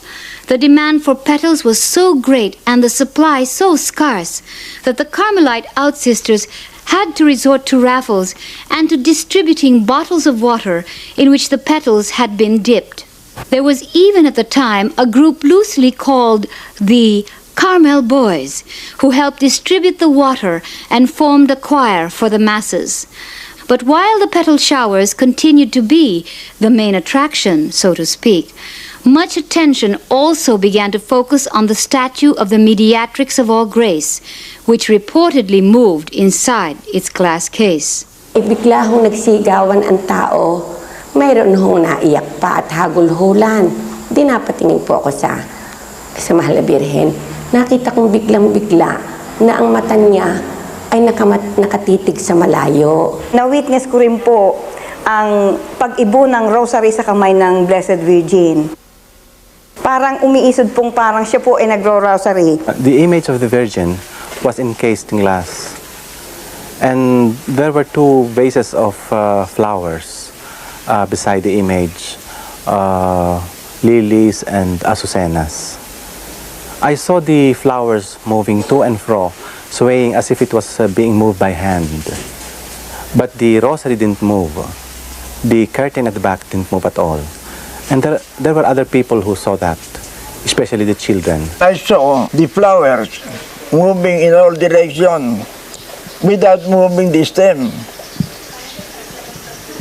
So I felt as if my hair were going up. Then it stopped. After a while, that happened in the right side of the Virgin. Then on the left side, the other flower pot there with azucena started to move the same direction, in all direction. Because if it were being influenced by the wind, it will just move in one direction. But he was moving in all directions. On Good Friday, April 1949, there were reports that images of the crucified Christ and his sorrowing mother appeared on the aluminum sheet used to cover the statue in accordance with Lenten church rites. In May 1949, the national dailies reported that hundreds of people from San Pablo, Laguna had seen Mary, Mediatrix of All Grace, appear briefly in the sky above Sampaloc Lake, just as they were about to embark on a fluvial procession of her image, the exact replica of that in Lipa. Our Lady appeared in the sky, reflected in the lake. Sister Celine Gutierrez, then a young girl who had not yet entered Carmel, looked up in the sky and saw the image of Our Lady, white, exactly. How big was she? It's just smaller than our statue, because it was so high. But apparently the Mediatrix was also seen in other parts of the Philippines. There were reports that many had seen her in the San Agustin Cathedral of Cagayan de Oro City. Nieves Gonzalez Gabucan recalls the day she squeezed her way into the fully packed church with her husband and family.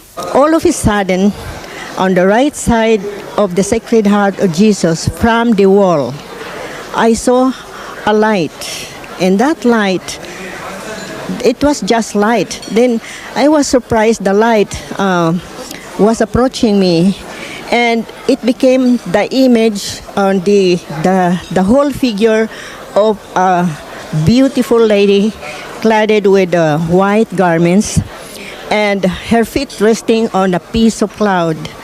And she was beautiful and sad. And I was looking at her. Everything was quiet. The time when I saw that, everything was quiet, as if I was alone on a meadow. And my heart was so light, and I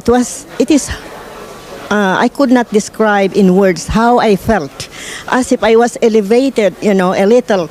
She appeared maybe around 10 seconds or 15 seconds or so. look at her from head to foot.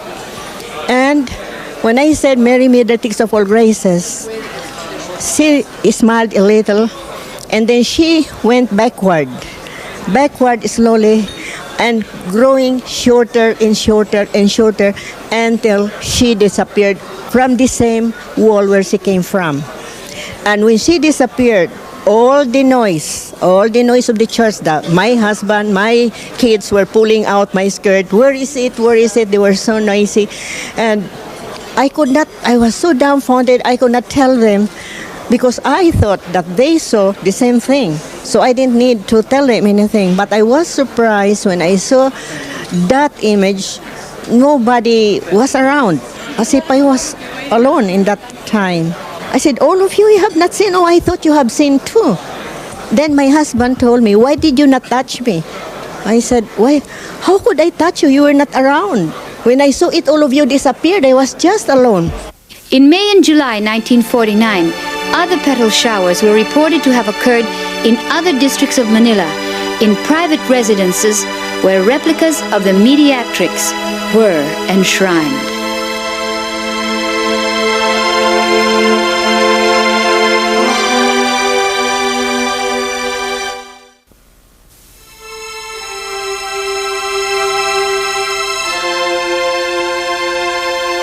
Aside from a rather stupendous array of seemingly supernatural events and the remarkable, almost instantaneous conversions, there was yet what seemed to be an added grace, for reports began to surface that the petals of Lipa were effecting miraculous cures.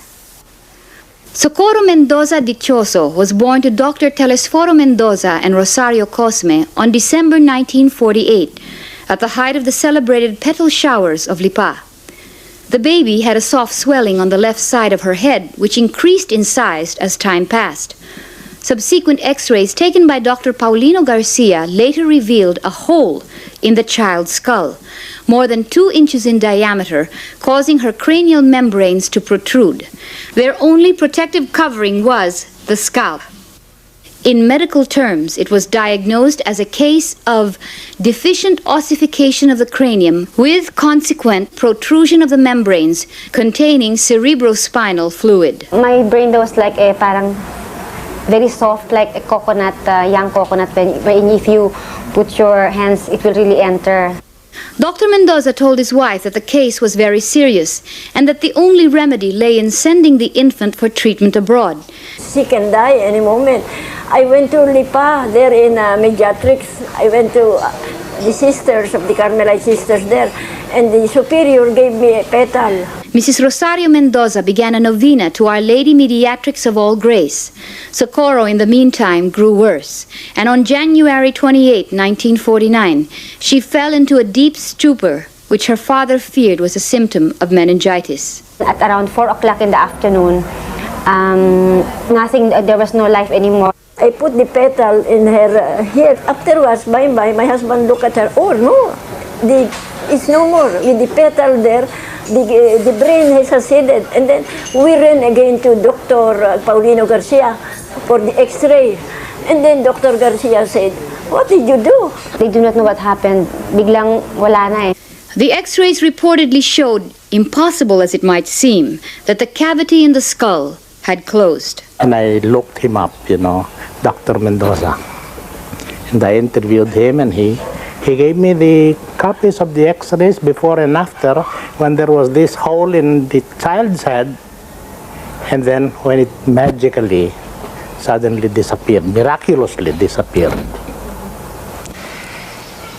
And I remember even that I was moved as far as a young, idealistic, perhaps trying to be cynical or hardball journalist could be moved, to the extent that when the UST joined an oratorical contest and I was asked to help in the writing of a piece for the UST contestant, I chose The Miracle of Lipa as my theme. And it won first prize, The copies of Socorro's x-rays are unfortunately no longer with the Mendozas. They were supposedly brought to Rome to substantiate the authenticity of the events at Lipa. Another case in point is that of Nieves Gabucan's mother. My mother was so weak. She was just skin and bones, and the doctor said she would just live 1 week.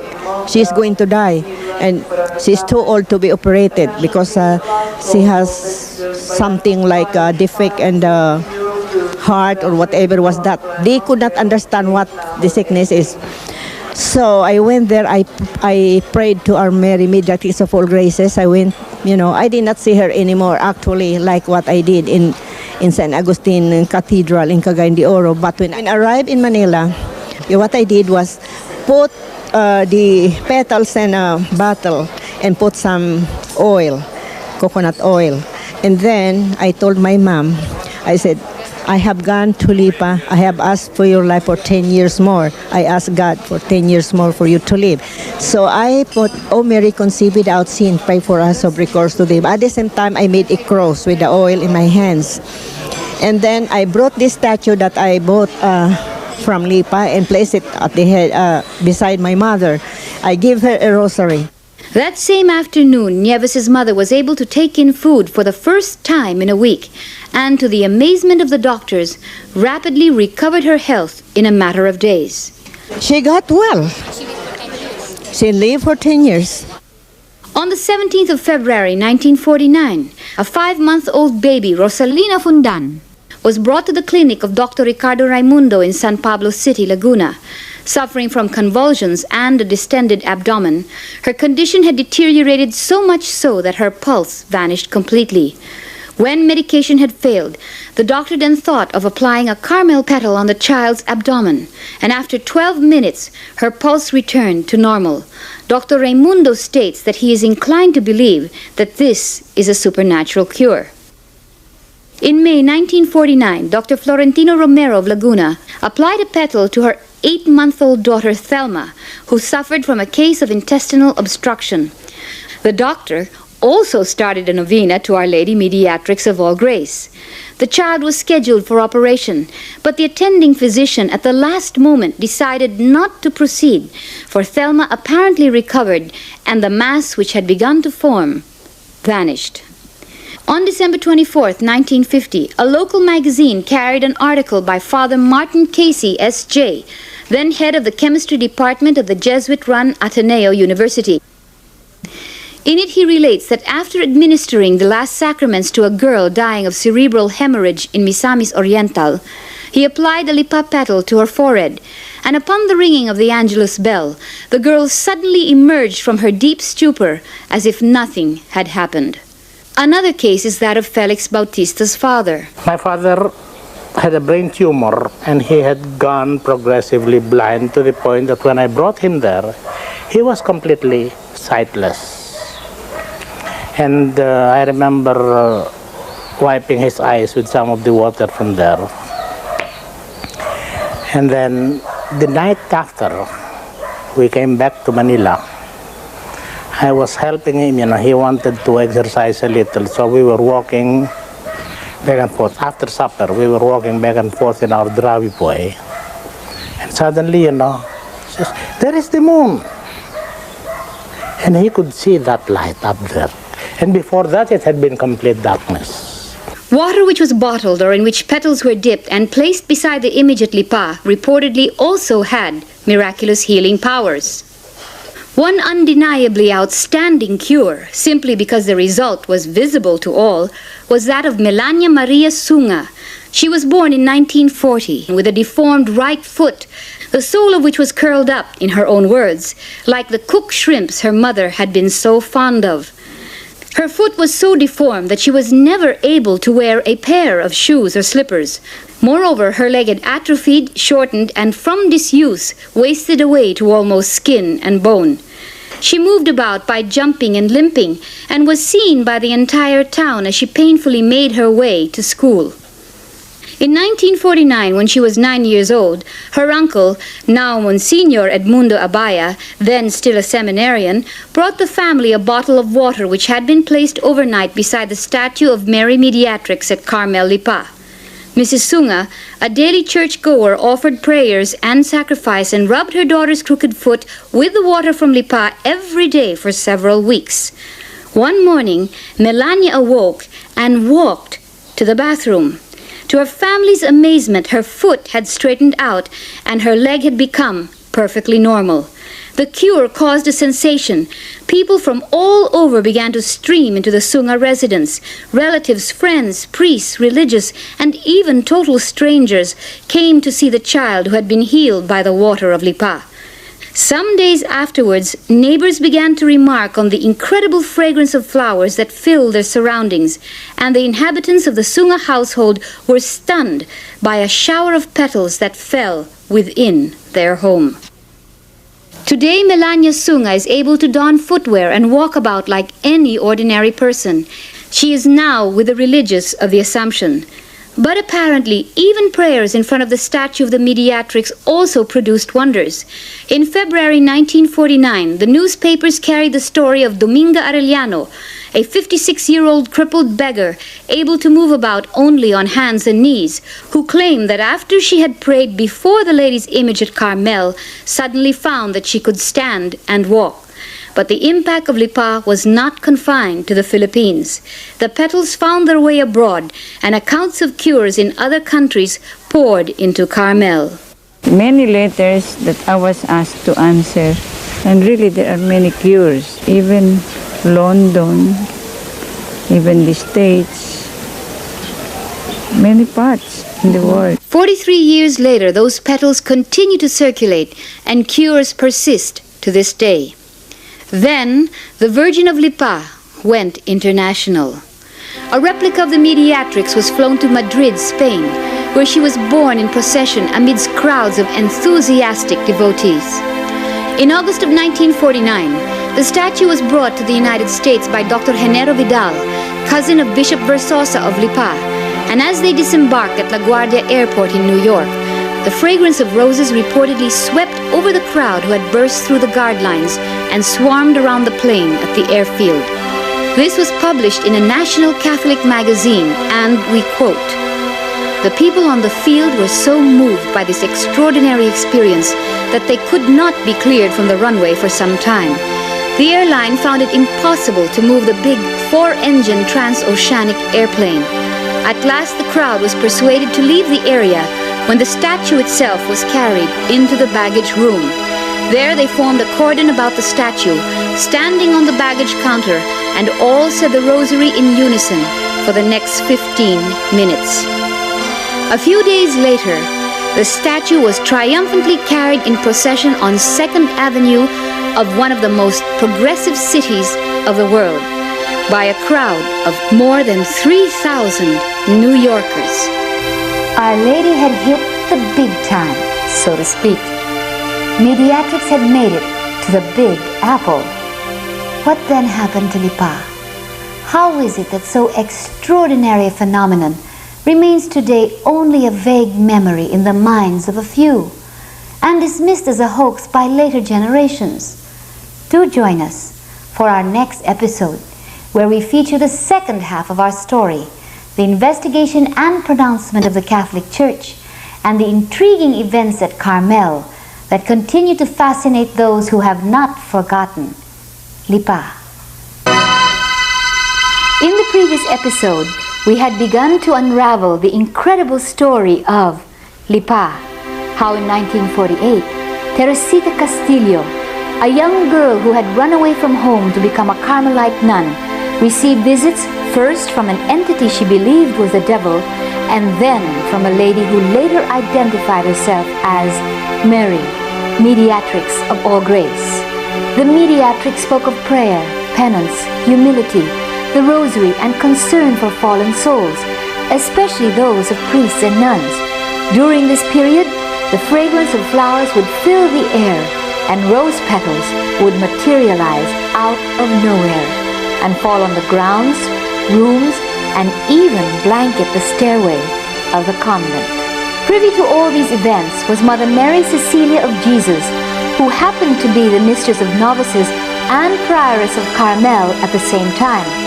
Another protagonist was the Carmelite chaplain and auxiliary bishop of the Diocese of Lipa, Monsignor Alfredo Obiar. He in turn would report to the bishop of the diocese, Monsignor Alfredo Versosa, who, angered by the events and the public attention that Carmel had begun to attract, went to Lipa to put an end to everything, but was himself greeted by a shower of petals and, as a result, had a change of heart. Carmel rapidly became a national passion, with thousands streaming from all parts of the country to the convent grounds. And a replica of the statue of Mary Mediatrix was borne in procession in New York and Madrid, amidst crowds of enthusiastic devotees. In those heady years, crowds repeatedly witnessed petals falling from the sky, and there were reports of a spinning sun, a moving statue, and a host of marvelous cures and conversions. Masses, novenas, and rosaries were said at the shrine, and a church called the Chapel of Mary Mediatrix of All Grace was erected on the convent grounds, funded entirely by public donations. Like most places where reports of the supernatural abound, Lipa was not spared from commercialism and the rush of opportunists anxious to cash in on the events. Restaurants and stalls selling all manner of religious items sprung up around the city. At the height of the showers, fake petal rackets mushroomed, and petals were supposedly on sale at the then staggering cost of 30 pesos apiece. The Carmelite nuns also had to deal with unauthorized solicitation purportedly on their behalf. Whether because of the rampant commercialism or some other aspect of the events, certain sectors of the Catholic Church hierarchy were not pleased. In this second half of the Keithley report on Lipa, we focus on the investigation that followed the reported apparitions, the results of which were to bring a rapid and abrupt end to what had been a most extraordinary phenomenon.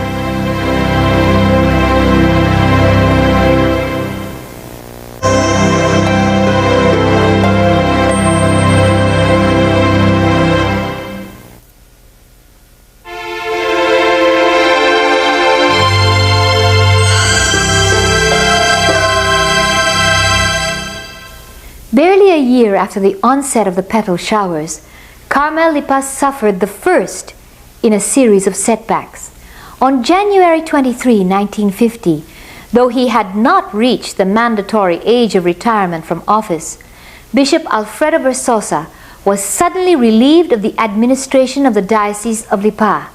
After 33 years of dedication, catechetical work, and active service, he remained Bishop of Lipa in name only. Virtually all powers of one of the largest and richest dioceses of the Philippines was transferred into the hands of an apostolic administrator. I was present when he was reading the letter that came from the Holy See, and the immediate reaction of the old bishop was, we were all standing around him. He was sitting on the sofa, and then he said, "This letter really came from the Holy Father." He was saying it in Spanish. Of course, the two, Monsignor Santos and Monsignor Bagnosi, say, "Well, of course, you know, we came here to bring you precisely to intimate it to you, to let you know, no?" And that's what his answer is. If it came from the Holy Father and it is written from the Holy Father, I have nothing to do but to bow my head and obey the Holy Father. But if this is not from the Holy Father, he's alluding maybe something might come from somebody, he said, we will see it. Talk was that he had been replaced because he had allowed public enthusiasm to grow around the phenomenon of Lipa. Sometimes other bishops, friends, say, why do you not be strong in prohibiting this? No? You know, what the late bishop said, say, well, what power do I have? If this is really from heaven, I cannot do anything. If the people are receiving special graces or whatever this they are saying that they are receiving this, I cannot prevent them. Say, that's why I neither will say no more, no, as a drastic measure like that, because this is what he said. If this is of God's, no human power can stop it. But according to Father Juan Coronel, then Chancellor of the Diocese of Lipa, Versosa was replaced because he had mismanaged the economic affairs of the diocese, and that his removal had nothing to do with the events at Lipa Carmel. No relation at all. They say that during all those years of 40 years administering the Diocese of Lipa, seems that the diocese became bankrupt, no? But I know also personally that he became bankrupt, and even his family, who is a very well-to-do family in Bigan, became bankrupt because he was so good. Extant documents at the Chancery of the Diocese at Lipa seem to buttress Pedernal's assessment of Versosa's irreproachable character. Though Versosa may have been thought a poor administrator, he excelled in the primary duty of his office, which was to bring more souls to the faith, for he focused on establishing catechetical centers and sending catechists throughout the far-flung corners of his diocese. And records nevertheless show that prior to his relief, he was engaged in the reconstruction of the churches that had been leveled by the war, and that the first installment of the war damage claim was used to settle these debts and to finance the needs of various religious orders. I have been telling you there was a vested interest because they know sooner or later Bishop Versosa was going to retire. And there were people in Manila, of course, priests or Monsignor were interested. Church of God run by men. It may never be known for certain what cost the bishop his seat, whether it was age, economic mismanagement, vested interests, or the fact that he had permitted public enthusiasm around Lipa to burgeon into a virtual national passion. He has since passed away, and surviving accounts and testimonies somehow seem to be in conflict. Bishop Versosa was replaced by Monsignor Rufino Santos, and it was under his authority that an official church commission was formed to investigate the apparitions at Lipa. As far as we know, all materials and documents in the Philippines have been burned or destroyed, and none can be found within the files of the Arcobispados of Lipa, Manila, and the Nunciature. We know that a Carmelite father was sent by their generalate in Rome to conduct an investigation among the Carmelite nuns. And according to our sources at the Vatican, this was due to a request sent by Monsignor Vagnozzi, then still just a papal delegate to the Philippines. As far as can be determined, based upon the recollections of Teresing, other testimonies, and of newspaper clippings of the time, the local commission was made up of psychologist Father Angelo Blas, rector of the University of Santo Tomas, psychiatrist Dr. Leopoldo Pardo, Father Ortega, Monsignor Artemio Casas, and Monsignor Santos. When the investigation began, the distribution of petals was stopped and the release of official statements from Carmel on the apparitions put to a halt. The conduct of the investigation and its results, however, caused the congregation and the visionary much pain. Mother Cecilia, the visionary's primary confidant, and reportedly too a recipient of interior locutions, soon shared the fate of the Bishop of Lipa. On February 27, 1950, she was suddenly unexplainably replaced as prioress and mistress of Carmel. The whole community summoned to go to the choir, and so all of us went there. And then after, Monsignor Santos was in the middle and said, "You will have another prioress from now on. Here is Mother Mary of Christ, and Sister Magdalene to be your mistress," because we can't say anything. And then she addressed Mother Cecilia, said, "And you, Mother Cecilia, I'm giving you half an hour to pack your things, and no more. No more than that." So she left. I did not see her go because we were all told to wait there in the choir, and I did not know what happened, and I did not even know. I knew that she was going because it was announced to us, but the way she left, I did not see. When she left, umiiyak ang mga madre. hindi ako makaiyak. I don't know why. But I was full. I was really full na ano kaya? What's the next? Why? I was full inside thinking, bakit kaya? Did Mother Cecilia do anything wrong or something? Ganon, ano nga. Hindi ako napaiyak talaga. I just prayed. But the others talaga umiiyak. And then when I was in the choir for meditation, that was the time I started to cry. My first suffering was that when our mother was taken, and we did not know where she would stay. And she just left us. And then, secondly, of course we know Mother Mary of Christ by name, but we do not really know her personally. And of course, that was a big pain for each and every one of us. But then, I can see that the sisters were a little bit kabado siguro, something like that. Umiiyak, malimit, umiiyak, ganun.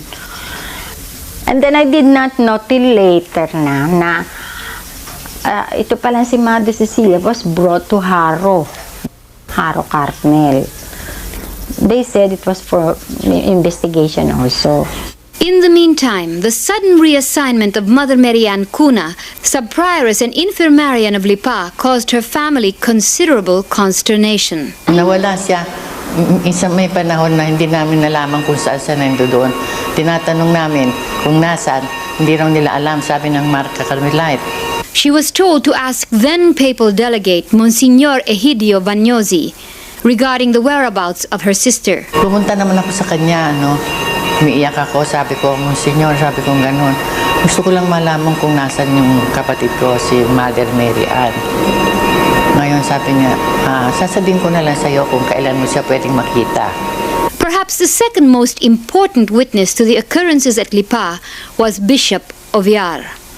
As auxiliary bishop of Lipa and chaplain of Carmel, he had closely monitored all the developments, had allowed the nuns to commission a statue, approved the release of the apparition story and messages to the public, and had even blessed the groundbreaking and foundation of the new Carmelite chapel. Oviar, too, was relieved of his position. He stayed on in Lipa at the family residence in a sort of limbo, so to speak, and only after a year was assigned to the Diocese of Lucena, demoted to the rank of Apostolic Administrator. So we were like that, and until that time that the investigators came over, and so we were investigated one by one. There are no records of when this investigation at Carmel took place. Teresing remembers being questioned by Monsignor Artemio Casas and Father Ortega. Sister Elizabeth and Mother Mary also remember being questioned, but others claim they were not. I was never questioned. No, never. Never. Maybe if it happened these days, it would have been very much easier because you can ask questions now. Even from the priors, you can ask. You can have a dialogue, but that time you cannot. So we remained in doubt all the time, hanging in the air, not knowing what the next step will be. In one meeting of the novices, and we were talking about that and said, yun pala, even Mother Prioress can be picked up like that. How much more us? We were telling like that, so all of us were really scared. And the time, hindi na kayo, ako nang susunod, sabi ko naman, because I'm the one connected with this case.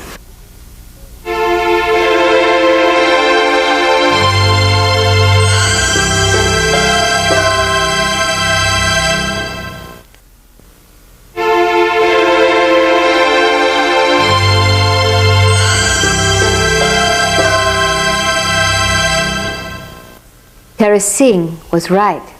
Soon afterwards, the postulant was picked up by Monsignor Santos and, chaperoned by Sister Stephanie, brought to the hospital of the University of Santo Tomas in Manila. Ask him, bakit may sakit ba ako? I wanted to ask him, bakit ako dinala dito? May sakit ba ako? Ganun, no? as usual, mortification of the tongue, you see, because they say that when you mortify interior feelings like that, that is yung better than any external instrument of penance. That's much better, yung interior. So I kept my mouth shut. Teresing was subsequently interrogated at UST by psychologist Father Angelo Blas and a noted psychiatrist, Dr. Leopoldo Pardo.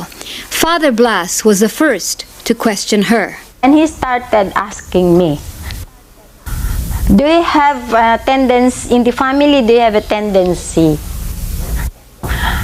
or do you have a member of your family who became insane?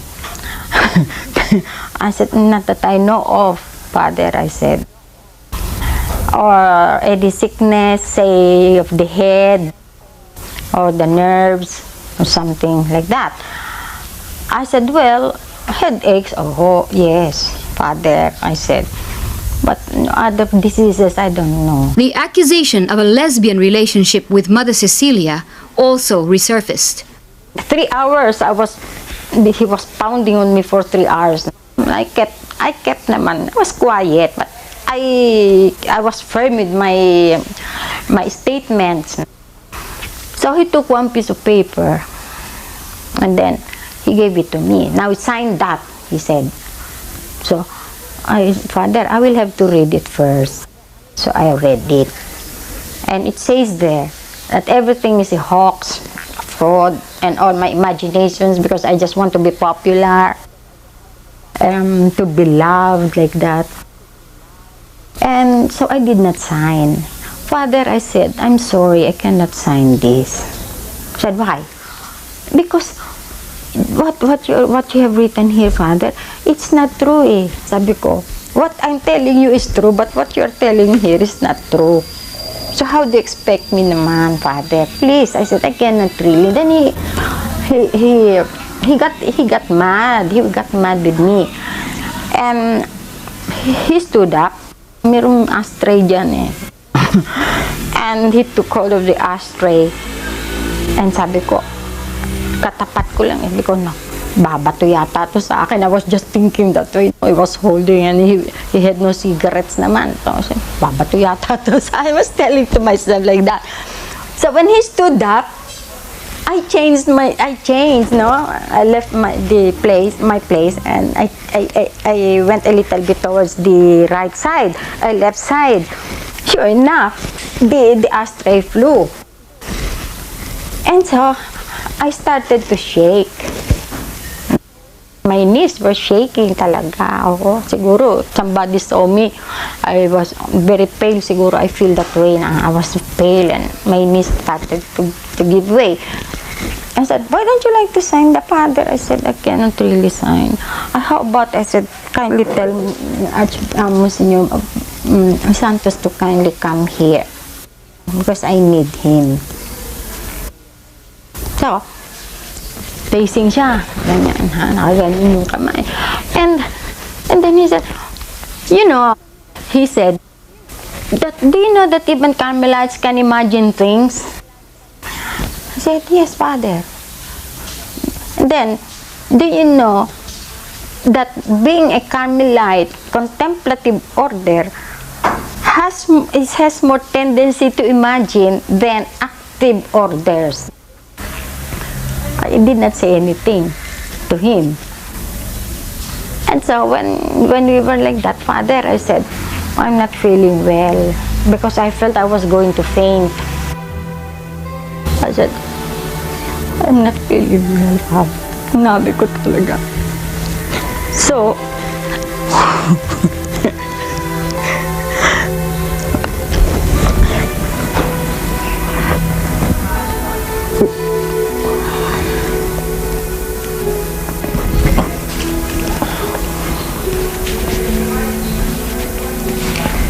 I told him, and I'm not telling a lie. I told him that if you want to punish me, you can send me out if you like, but I'm not telling a lie. I told him that. Eh, siguro, he did not believe. So, he left me. I was asking for blessing, did not bless me. And so I told Sister Stephanie, sige na, equal nga mo si Santos because I was really crying na. And Monsignor Santos came the following day and I was crying. And so I told him like that. And he will be back yet, he said. I said, no, ayoko na.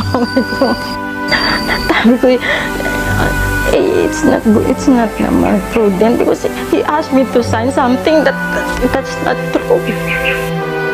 And I really told him, I swear before God, I'm not telling a lie. I said, sabi niya, it has to be. It has to be that. Sabi ko naman, oh sige na lang, oh sige nga. Okay. So he arrived the next day. And then, oh, did you not change your mind about the signature I'm asking you? I said, no. I said, no, Father. Even if you come back here 20 or 100 times, I will not change my mind. 2 days later, it was Dr. Pardo's turn. Well, I suppose a psychiatrist should act that way. That's what I mean. He made me feel that as though I'm out of my mind, as though I'm an insane. Sige lang, sabi ko. Basta give me the grace, no? Yun ang sabi ko, Mama Mary, just give me the grace, like that. And then, so, Dr. Pardo shouted at me, kicked the chair inside the room. And I was sorry nga po, Sister Stephanie was not there. Pinalabas. Sana nandun siya so she could testify nga, gano'n, ano. And so, sabi niya, doon ba sa pamilya mo, walang loka-loka? He really made me like a fool. Pero ang allowance ko lang, he's just doing his job. That was the grace that was given to me to understand them. And so I said, if you like, I said, you can go to Batangas, and then you can ask the Batangueños there. I said, if in our family, kahit isa, kung merong insanity in our blood, I said, then if you will find one, I will surrender all my consent and everything. Yun naman, si Dr. Pardo. He wanted me to tell him that I was under strain because of my brother and my family. And that was the one that triggered off all these things. But that was what he wanted me to do. Ako naman, I said, hindi naman, doctor. It is not like that. I don't think so. But do you know what will happen to you when you enter Carmel? No. I said, no. If I knew nga sana, I will not enter anymore. Dr. Pardo and Father Blas are both dead. There are no documents to prove that they had resorted to intimidation or that they had presented Teresing with a false document to sign. And as far as can be deduced, there were no other witnesses to the questioning. In all probability, taking into consideration testimonies of those who knew their character, both these men, in their attempts to arrive at the truth, had no recourse but to resort to playing devil's advocate. As a matter of fact, he was the brightest Dominican in the Philippines during that time, and a very good psychologist and philosopher. And of course, he was also good in theology. But I don't think that he was an authority to pass judgment on these supernatural matters. He recalls having once observed Father Blas questioning a blind girl who was reported to have had mystical experiences and disagreed as to the effectivity of the psychologist's manner of questioning. And my impression was this: in order to pass judgment on the mystical phenomena that are reported about that girl, we had to examine her slowly and carefully and repeatedly. and to gain her confidence, so that she may speak sincerely and openly. Perhaps Father Blas may have been a little rough about this matter, or this approach. Yet despite the manner in which Father Blas may have conducted his investigation, Bishop Pedernal recounts that the psychologist had been impressed with Teresita.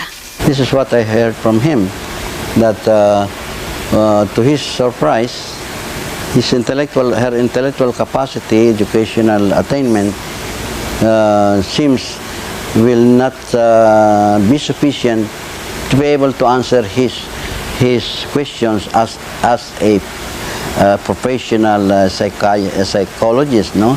But to his surprise, that he could answer very calmly and correctly.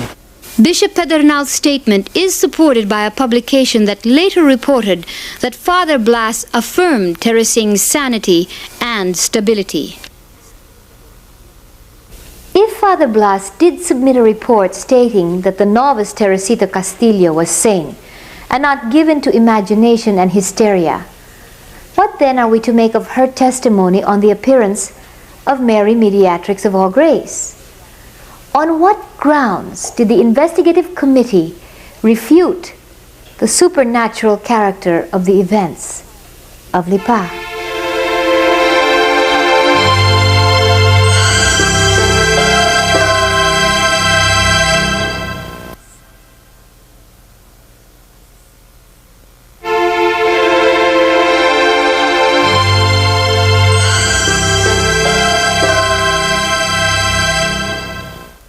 In the course of the interrogations at UST, the so-called supernatural manifestations surrounding Teresing reoccurred. Sister Stephanie, who had previously witnessed other phenomena, was not surprised. Nung isang hapon,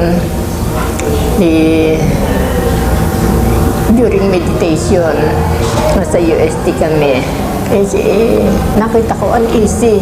Nakahiga pero bumangon, lumakad ganyan, ganyan sa paikit-ikit sa kama. Nandoon siya, nandito ako, nandito altar namin, yung iron chair, nandiyan, biglang, para ba yung hinawakan mo, hinyampas mo sa floor? Nagulat ako kung ano makita ko, yun. Ko, sister, bakit? Di makita ko siya, maputlang, takbo agad ako. Hindi pagkaganon hinawakan ko, hiniga ako sa kama. Sir, bakit? Whenever I meditate on our Blessed Virgin, he appears that big black man. Sabi ko, siguro na nabunggo yung chair. She saw further evidence of what Teresing claimed was diabolical harassment. Yung isang umaga, nagsimba. Pagdating namin sa room, nagalisin ng habit, yun lang parang gown niya at saka yung petticoat. Ayun yan. Sabi, sister, punta lang ko sa toilet. Sabi ko, hindi, sa karkula ko, hindi pa nakakarating sa loob ng toilet. Lumabas agad, tumindig sa pinto. Sabi, sister, sabi makita, tinuro sa akin yung tali ng petticoat niya. Naglilingas, yung dalawang lulon. Ako, hindi niya ko agad. Tapos, inipon ko yung abo. Paikot-ikot daw yung devil, yung big black man na yun. Nahawakan yung nakalawit na string ng petticoat. It was also at UST that Teresing saw Mother Cecilia once more. Monsignor Santos, who visited Teresing in between her harrowing interrogations, comforted and even fed her when she was too tense to eat, asked if she would like to see the prioress again. Hindi na ho. Layo naman ng haro. Para siguro to console me kasi nga iyak ako ng iyak. To console me naman siguro, he offered. Hindi na ho, nalayo naman ng haro. Sabi ko gano'n. Sabi niya, hindi, malapit lang. Is she sick? I said, hindi, she's just near you. Oh, yes, of course. I said, I want to see her. So he brought me to the next room. Yung pala, Mother Cecilia was already there for 10 days din. See, just next my room. I went inside. And I saw her sitting on the bed. facing the wall. And so Bishop Santos said, "Oh, Mother, andito si Sister Teresita." Tinanong ko sa kanya if he wants to see you. Oo. So, ito siya. Ganyan. I kissed her. Walang response. So, Mother, I said, I am here. Maybe she got a shock or what, I do that. Mother, I said, nandito na ako. Sabi kong ganun. Kaya nang mag-usap tayong dalawa, I was telling her that way. Walang response. So, Cardinal Santos left us. Sabi niya, baka si Mother kaya ganun because he is present. So, he left us and he told us, I'll give you half an hour, 30 minutes to chat. So, I sat beside her and then I embraced her. No response. So, Mother, I said, naku naman, it's good na nga. I'm very happy that I saw you. You are pala here in UST. Wala rin response. Then, finally, I said, alis na lang ako. I'll go na lang. I said, because you might be tense because I'm here. Anyway, I cannot talk to you. You don't like to talk to me. So, I will go na lang. I told Mother Cecilia that. Now, if during our time when I was there, during your being prioress, Mother, I said, if I had given you headaches or if I had done something wrong, ngayon, I'm asking you pardon and forgiveness, I said. So, I will go na. And when I said that, then she started to cry. And she embraced me tightly and she started to cry. I said, sige, iyak na kayo. It's better if you cry. I said, it's always better. Okay? And then, she told me, you know, you tell the sisters that to pray very, very much for me because hirap na ako. Sabi niya, you know, I am not even allowed to join the community acts, the office, anything. She was always down in the infirmary. I said, Mother, why did you not ask them if you can join? No, I'm not allowed. I'm not allowed, Teresita. Sabi niya, that is what you have to pray very much for me and tell the sisters to pray very, very much for me. So, yes, Mother, I said. Now, I only want to tell you one thing, she said. If you still consider me as your mother prioress, I forbid you to use any instrument of penance that you used to ask from me. Because you have to preserve your health because of Mama Mary's case. That is not only our cause, but it is purely on Mama Mary's cause. Dumating na si Monsignor Santos. And she saw both of us were crying. Oh, sige, Mother, I will take Sister Teresita to her room. So, I kissed her, no? And then I knelt, and yung mga prioress, it's at night time, ganyan ako. And then, all right, Mother, we will be very, very united with our prayers, sacrifices, and everything, I said. The next day, Teresing was scheduled to return to Lipa and asked Monsignor Santos if she could say goodbye to Mother Cecilia. But she was told that the prioress was no longer there. She had already been taken to the airport. Sister Bernadette Bautista, one-time official chronicler of the Lipa community, shed some light on what may have transpired in UST. The former infirmarian Mother Marianne Cuna had been banished to Lawag and suffered the same fate as Mother Cecilia. Mother Marianne told me that she was brought to UST and there she met Mother Mary Cecilia. And they were questioned by Father Blas about the event of Lipa. And according to her, they were accused by a former sister in Lipa. I think a novice, but she didn't mention me the name. Mother Cecilia would continue to suffer from the ignominy of her banishment from Lipa. I could sense and I could feel within myself that she is suffering interiorly. Sister Bernadette Castillo's testimony and that of the other members of the Carmelite convent in Haro, Iloilo, substantiates Teresing's account of Mother Cecilia's anguish. When she came here to Haro Carmel, she was still not so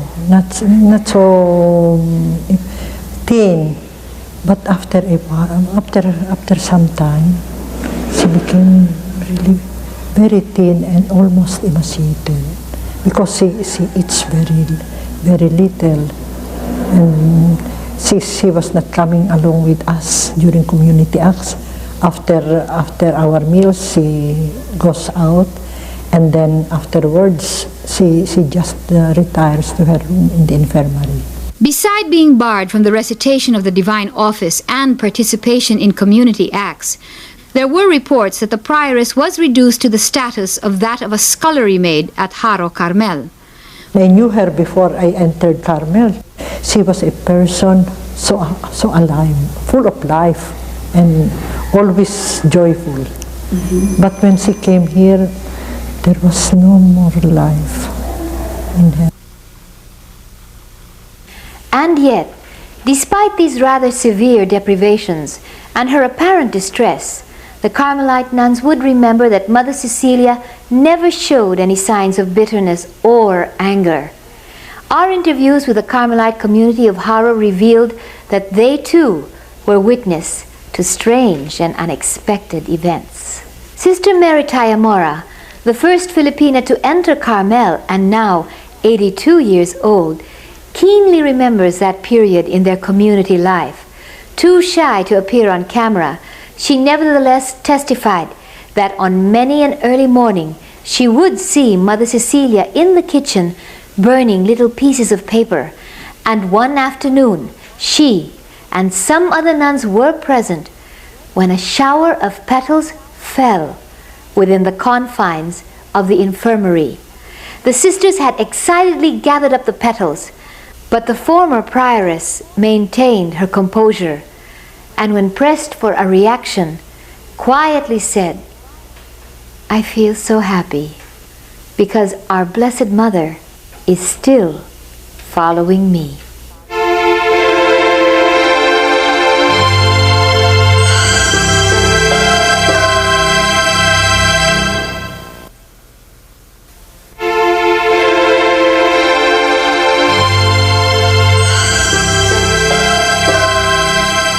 Apart from what looked like a deliberate dispersal of the main witnesses and advocates of Lipa, and the intimidation and coercion reportedly used by the interrogators on the visionary and the other nuns, there are indications that the official church investigation was a rather hurried, slipshod affair, generally wanting in thoroughness. Bishop Versosa, for instance, was never questioned, and, more importantly, neither was Bishop Oviar, who would, till his dying day, wait for official church representatives to come for his testimony.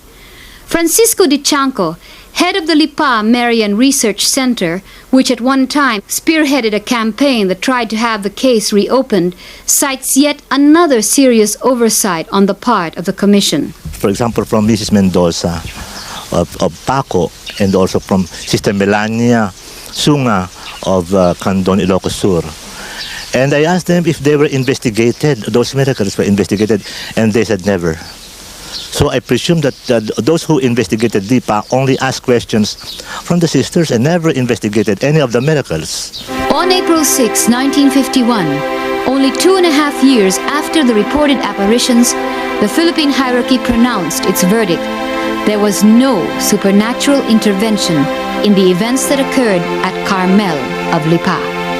The decision was signed by 6 bishops: Gabriel M. Reyes, then Archbishop of Manila; Cesar M. Guerrero, Bishop of San Fernando; Mariano Madriaga, Bishop of Lingayen; Juan C. Sison, Auxiliary Bishop of Nueva Segovia; Vicente P. Reyes, Auxiliary Bishop of Manila; and surprisingly, Rufino Santos, Apostolic Administrator of Lipa. All of these bishops have since passed away, but there are testimonies to the effect that they may have been ill-prepared to sign such a document. You ever get to talk to any of them, or were they? Yes. Only one, because at that time, 1982, only one was living, and that was Bishop Reyes of Cabanatuan. Vicente Reyes. And I asked him, how did you arrive to that decision? He told me, I was a young bishop then. I was called to the Arzobispado in Intramuros at 9 o'clock in the morning. We had that conference there. At around 3 o'clock, we signed the documents that it was not true. I asked him, did you investigate yourself, Your Excellency? No, he said. There was a body, a commission, who investigated. Terracing states that she was never called to face or be interrogated by the bishops. Neither was she ever interrogated by the Carmelite fathers sent from Rome. Dichanco discloses that there are also some indications of coercion. At least one bishop there was confessed that he was forced to sign. Mother Mary Margaret of the Sacred Heart, prioress of Angeles Carmel, reveals that Bishop Guerrero often expressed his disappointment over the turn of events. He did not make much statement about it because it was forbidden by the church. But then we knew from his talks from that, but privately, that he was he approved that happening in Lipa. He find it supernatural. Bishop Cesar Guerrero used to come here every year on the 21st of November. He used to come here to pay his respect to our Blessed Mother. And he says Mass. After he saying Mass, he used to see the community. I was then a very young novice. And I remember in one of his visits, he said that, I am really waiting for the approval of Our Lady. I really believe. But I was forced to sign the document against Our Lady. He was crying when he told us that. Not really crying, but I saw tears in his eyes. Jesuit priest Father Lorenzo Maria Guerrero, who headed the Apostleship of Prayer for 29 years, and then went on to head the Marian movement of priests in the Philippines, disclosed that his uncle, Bishop Cesar Guerrero, revealed as he lay dying that he had been forced into signing the final verdict on Lipa. Moreover, Bishop Guerrero stated that he believed in the veracity of the apparitions. Father Guerrero has since suffered a debilitating stroke, but in his desire to set the record straight, has signed his official testimony to this effect. Father Guerrero, is this your signature? Yes, yes. Do you attest to the authenticity and veracity of this account? Yes, very much. To the best of your knowledge, was this your uncle's deathbed confession? Yes. And Bishop Guerrero was already in Hospicio de San Jose because he was living there, no? And once in a while, Bishop Obiar, we go there to visit him. And he always talk about the petal. The same thing with the late Archbishop. Oh, the other one who signed is Archbishop Juan Sison of Bigan. The same thing with Sison. All these bishops have signed. They never did away with the petal that they got. The sisters gave them. Mother Therese recounts that Bishop Guerrero made a rather enigmatic revelation. I was transferred in 1956 to Angeles Carmel as subprioress. Now, every now and then he became the bishop of San Fernando. He used to visit us. And one day when he was talking to us, we were talking about Lipa. And he said, I always go there every November 21. Someday the truth will come. He said that. Did he ever indicate that he believed that it would be, Not exactly, but as he was explaining what happened, I don't know if I should tell it. But sige na. Sabi niya, it's the 4th of that month. but he did not mention. I don't know, he did not tell the name. A reliable source testifies that Bishop Patrick Shanley of Isabella was reportedly so disgusted by the conduct of the investigation and the manner in which certain church officials influenced the outcome of the verdict. In a fit of anger, he denounced the proceedings and revealed that the bishops had been forced to sign the verdict by the papal nuncio upon the pain of excommunication. What kind of a man was Monsignor Vannozzi? Well, he was a handsome man and strong-willed. He was a very intelligent person. He was very well prepared. He was a workaholic. Took very little time off for vacation and relaxation. He also was rather intolerant sometimes of mistakes. He always wanted results, and in the process sometimes became a little rough. He became one of the most influential cardinals we ever had. He's very impulsive, you know. That's why he had many friends in the Philippines, but he also had so many enemies, I would say. Bishop Pedernal adds that Vannozzi did not believe the reported apparitions at Lipa to be authentic. And he said that it was a kind of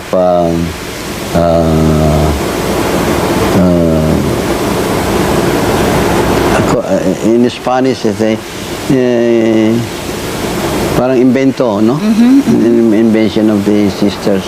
If he had indeed threatened the Philippine hierarchy with excommunication, as some testimonies indicate, did Vannozzi overstep the bounds of his authority? For a papal legate functions as an ambassador. His duties are normally that of liaison between the Vatican and the Philippine government and hierarchy. The nuncio has no. When it comes to jurisdiction, the nuncio has no jurisdiction whatsoever to any bishop. It is set, as you know, I hope you know, that the setup of the Catholic Church that every bishop in his diocese is only responsible directly to the Pope. Not to the nuncio. A bishop of, for example, of San Pablo has no, is not responsible to Cardinal Sin, even he is the Archbishop, but it's only to the Holy Father, direct to the Holy Father. I think he shouldn't have interfered with the matter of the petals. That should have been done by the Philippine hierarchy, by the bishops. Is it possible that they would have signed because they were afraid? It is possible, yes. It is possible that a white man in those times had a superiority, either real or supposed, over the Filipinos, because you were still so close to the times of colonialism. Bishop Pedernal, however, indicates that the considerable influence of Monsignor Rufino Santos cannot be discounted. Bishop Oviar. Yeah, a good friend of Bishop Guerrero. Yes. And he said, oh, why did you sign that? I know that you believe it. You always have your petal there in your. I said, in this late Guerrero said, but you have to sign because you know the cardinal said we all have to sign this. But I want to make known one thing. Yes. It was not Vannozzi who decided the whole thing. The Definitor Generalis of the Carmelite order was the one who investigated the whole thing. He stayed in Manila for I don't know as much as a month or 2 months. And this was in Lipa Monastery every day. And he used to go to the nunciature and made his progressive report. And on the progressive report, the thing they were making is progressive report wrong. See, it was Father Michael, I think his name was Father Michael, who did all the investigation. So it was Father Michael whose decision was the overruling factor, the main factor that made him miss the decision. It was not Vannozzi. We discovered that there were documents on Lipa still in existence in the archives of the Carmelite Generalate in Rome. Armed with a letter from Archbishop Gaviola, we went to Rome with the hopes that these documents would be able to shed some light on the manner of the investigation and the reason for the verdict. Strangely enough, there was very little on file on the case of Lipa. There weren't any records of who had been sent, why, and for how long. More importantly, there wasn't even an official report from Father Michael Moylan on the nature of his investigation or the reason for the negative decision on Lipa. It was too I would say, not to say premature, but too soon, you know. Apparently, many members of the church hierarchy believed in the apparitions of Mary at Lipa, but had unfortunately kept their silence. Bishop Pedernal relates the very interesting account of Monsignor Morelli, chargé d'affaires of the Holy See, prior to Monsignor Bagnosi. Pedernal had accompanied Bishop Aviar on his visit to Rome and had been present at the meeting between Morelli and Aviar. Morelli started about this case of Lipa, and he said, Bishop Aviar, why did the bishops in the Philippines, why did they not insist in asking the Holy Father to approve that the Virgin Mother, Blessed Mother, have gone to the Philippines, to Lipa? Because I myself personally, before I left the Philippines, twice I experienced in Lipa what had happened in Fatima about the sunlight while I am there in Carmel. And Bishop Abiar, you know, ordinarily I said, lumabas ang kanyang pagkabatang. He said, speaking, they were talking in Spanish, he said, tonteria, he said, how is this possible? You were one of those who signed that this thing about the petals and about that is foolishness. And the poor almost senior, you know, that time I'm not a bishop, but he was insisting that I'm only a retired Monsignor.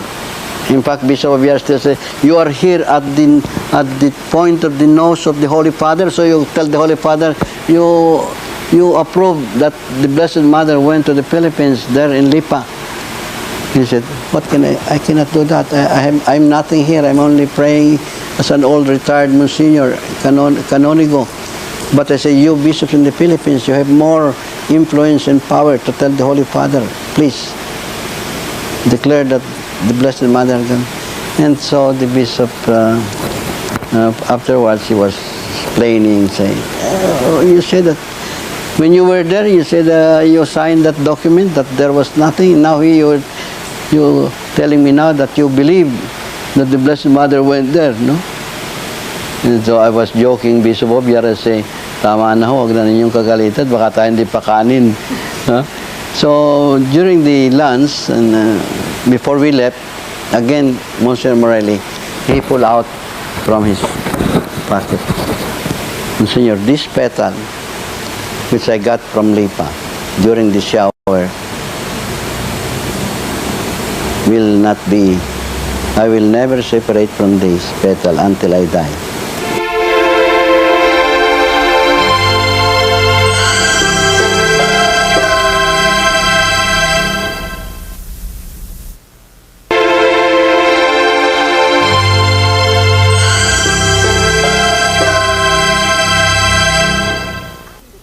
After the church decision was released, the nuns were instructed to destroy all materials connected with the apparitions.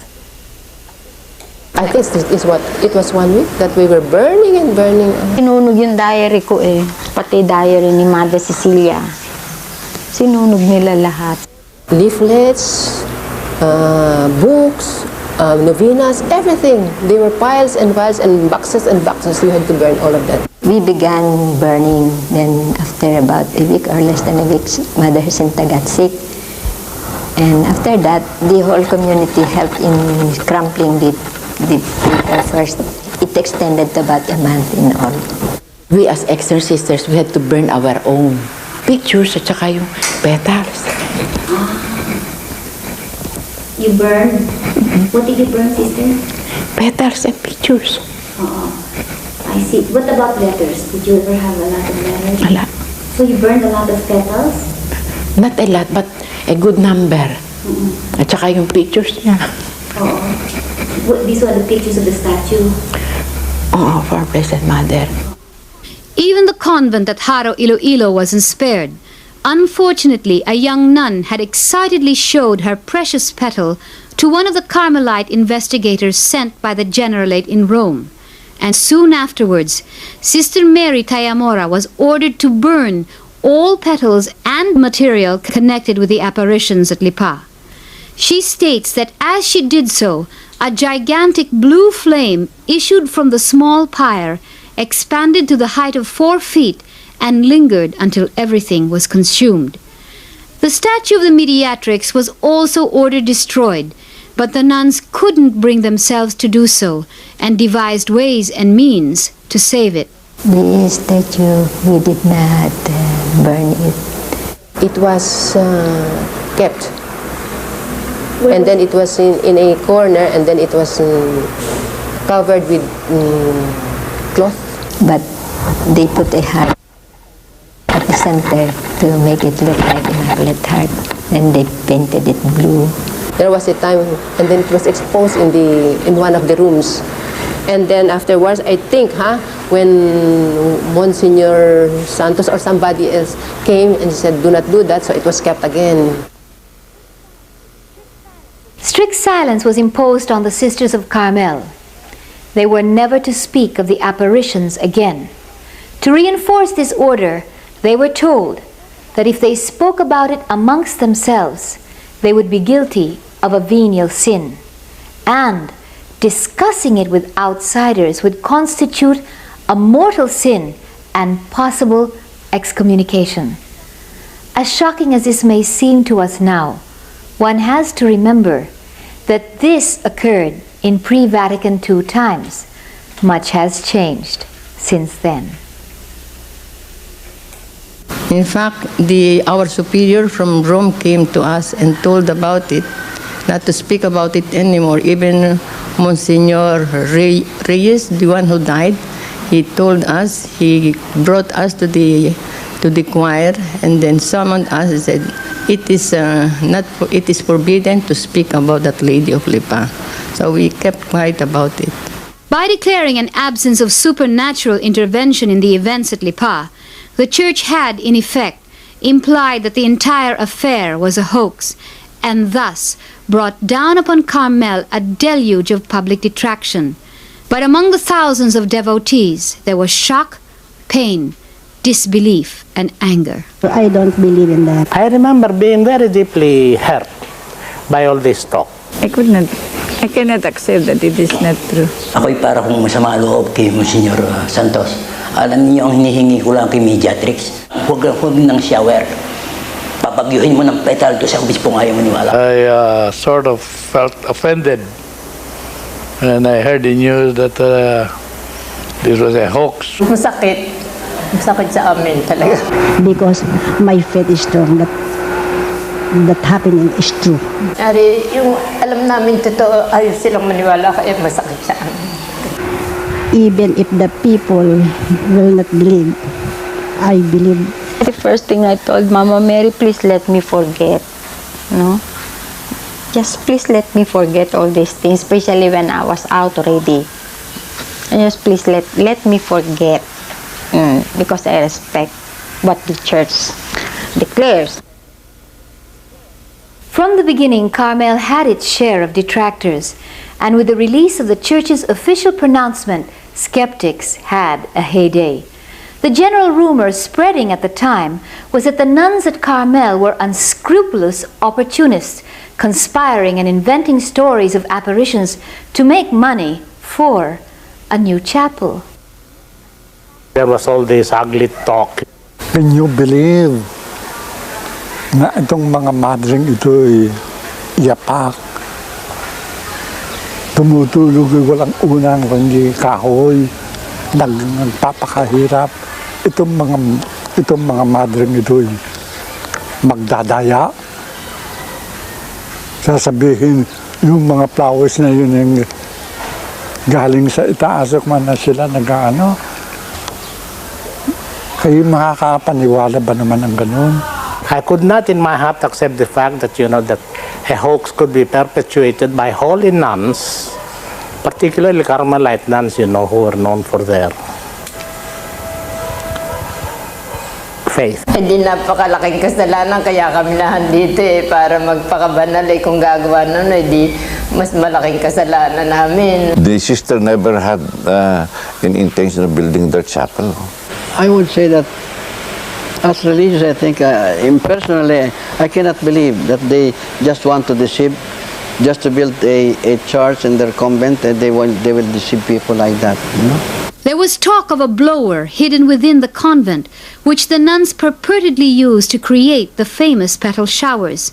Sister Bernadette relates that Mother Marianne Cunha suffered especially from this talk. She had difficulty in the war because I think they were not believing. They thought that she was the mastermind of all those blowers because she's a character. She's stronger than Mother Mary Cecilia.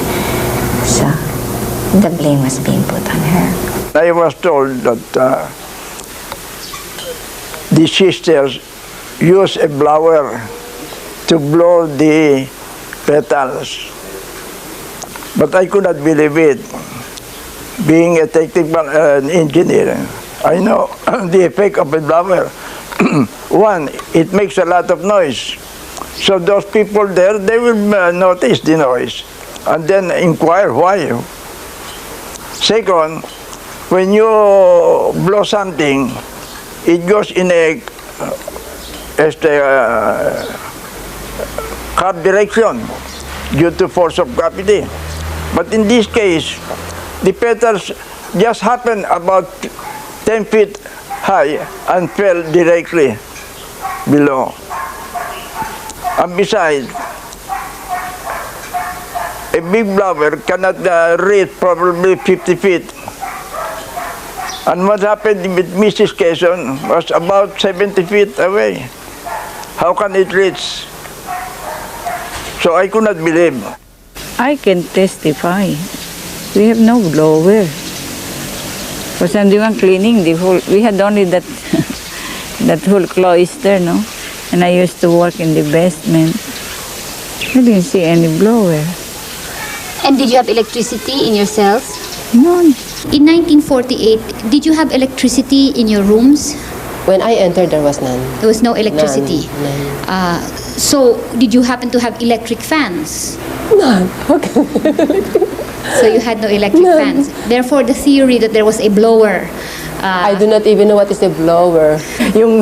Because in the province, is it not we blow like that? Akala ko yun yung blower, yung pala ganun malaki daw yun.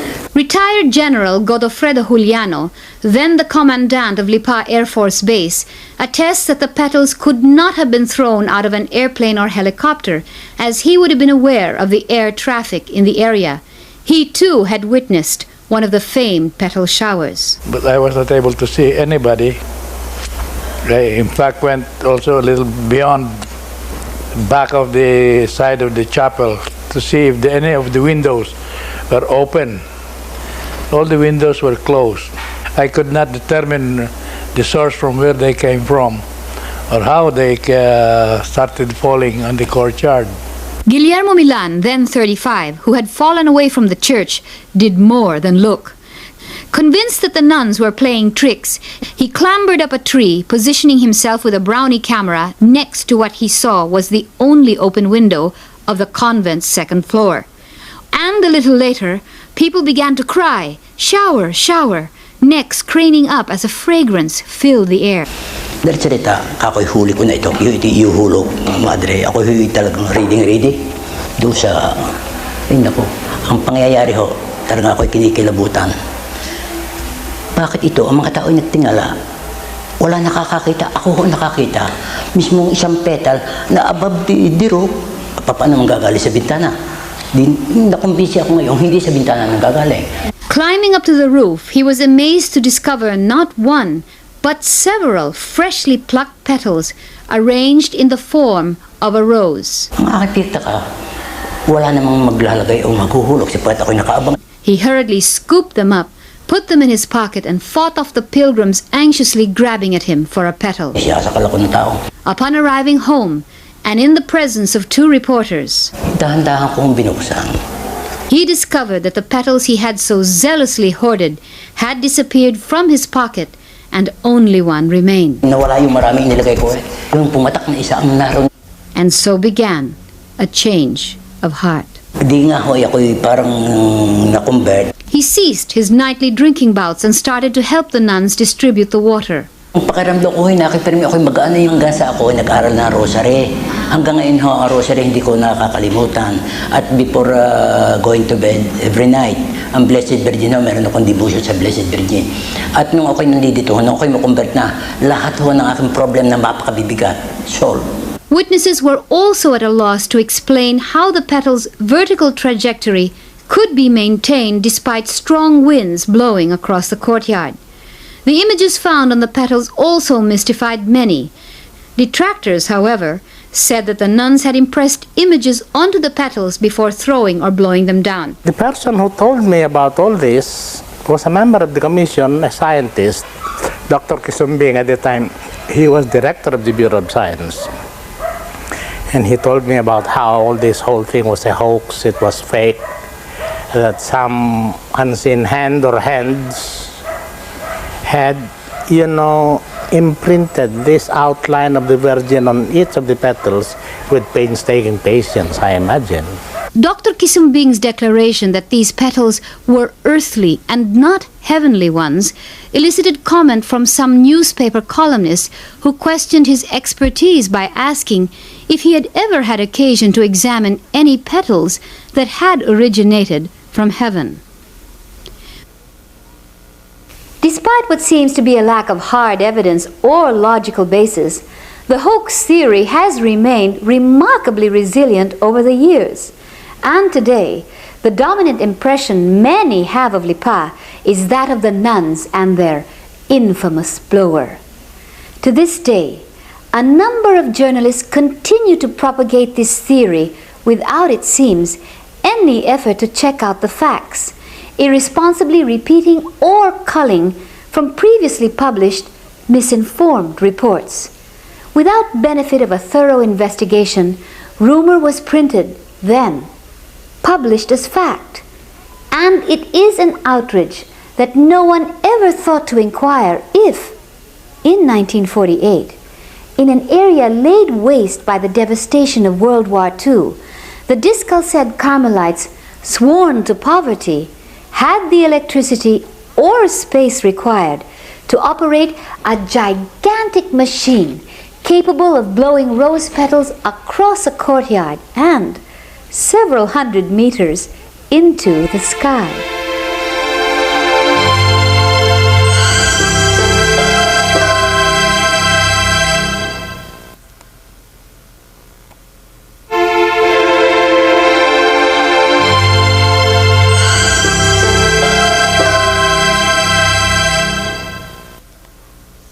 The Lady Wand of Persecution, and eerily enough, all those associated with Carmel were vilified and made to suffer.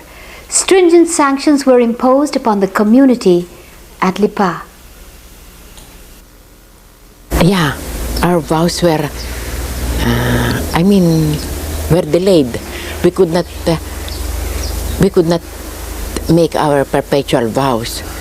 Several of us were scheduled already, but we could not make it because everything has been cancelled. It took years. It seems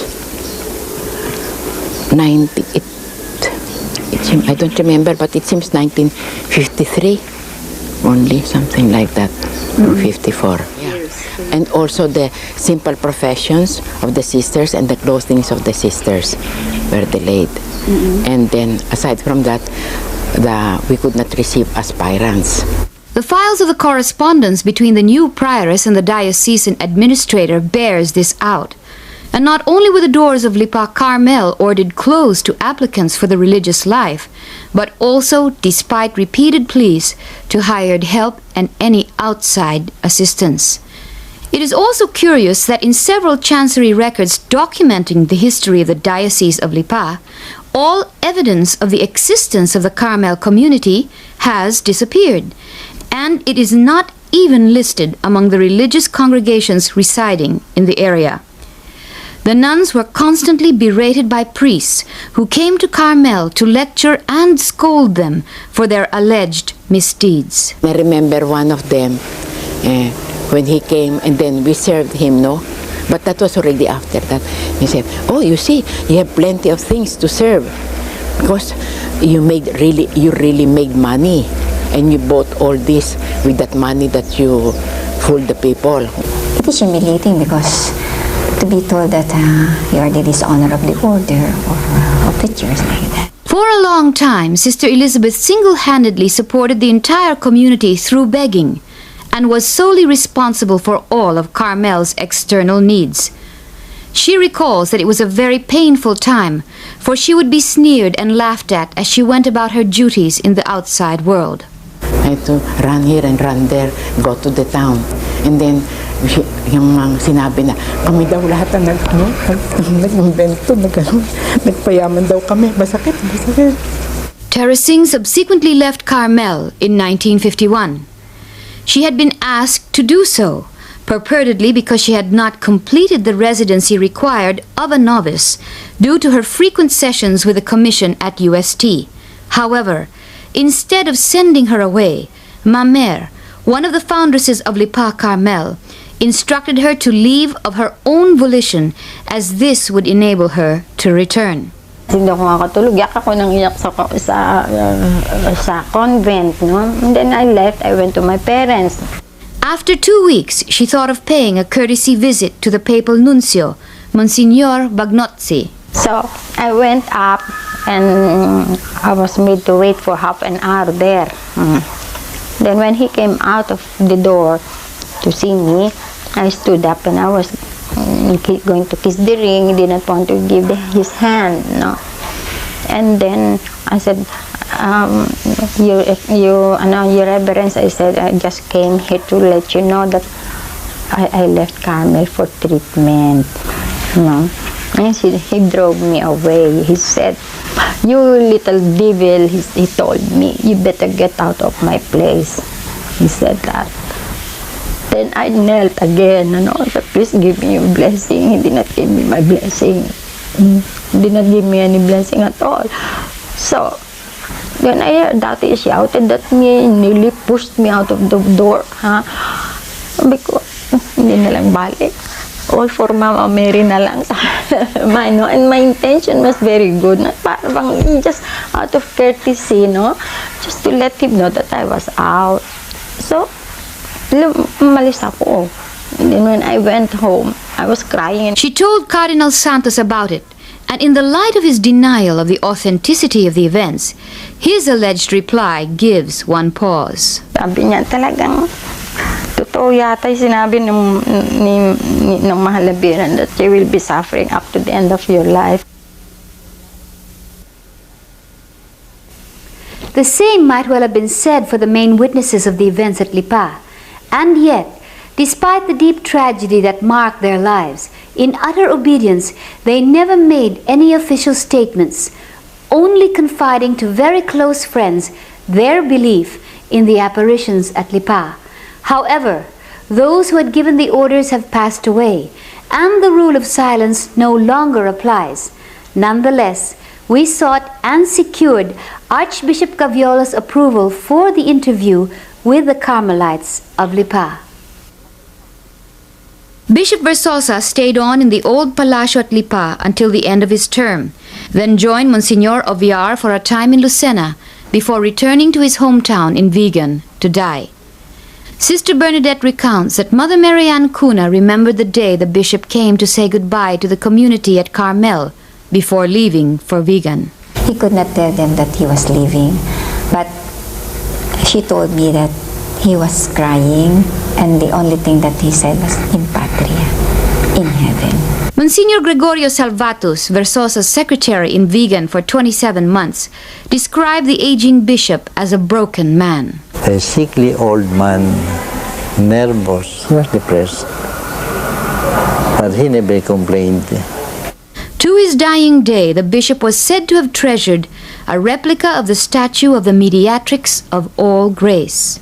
This is what he told me, that He didn't like to dispose of the image of the Virgin in his baptistry.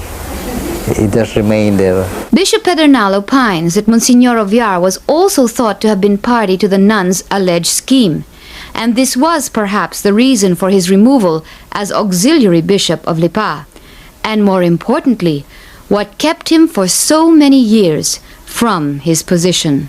It had puzzled much the hierarchy, because the hierarchy is very much aware of the good things and everything, His holiness of life and the activities and the growth of in the diocese. You know, I remember 1 year, or not even less than 1 year before he became ordinary, the late Archbishop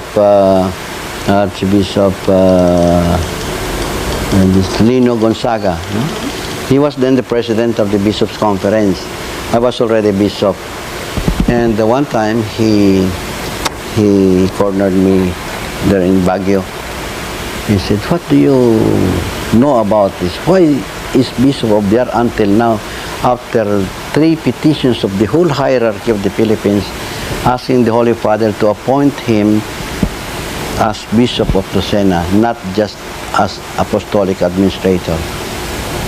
Can you tell me something, enlighten me why?"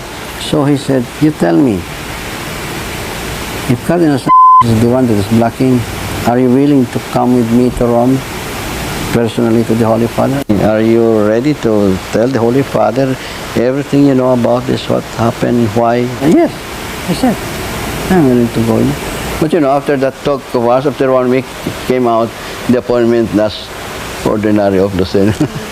Hindi na natuloy yun. He was always telling me that he is fully convinced that there was an apparition. Whether he was saying that's genuine, was really miraculous, the way shower of petals. The only thing that he lamented was that the shower of petals was for a very immediate was being commercialized. And there were fake petals that were being distributed. He hoped that it would be reopened.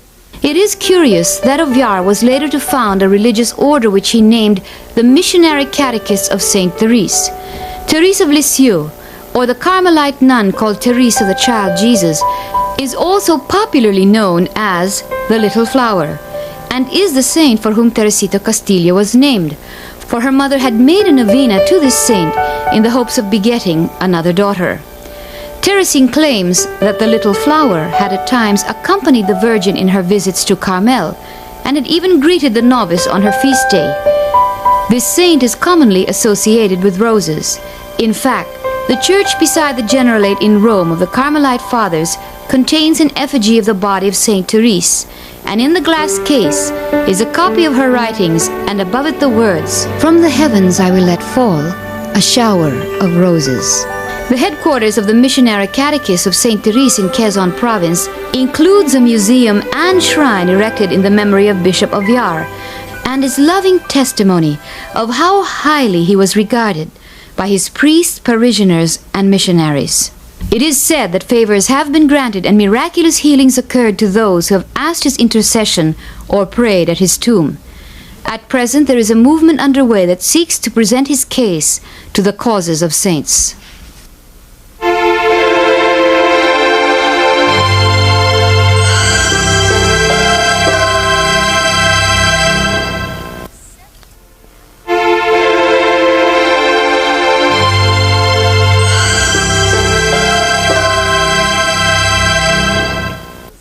Mother Cecilia stayed at Haro for 13 years and was brought back to Lipa only on March 14, 1963.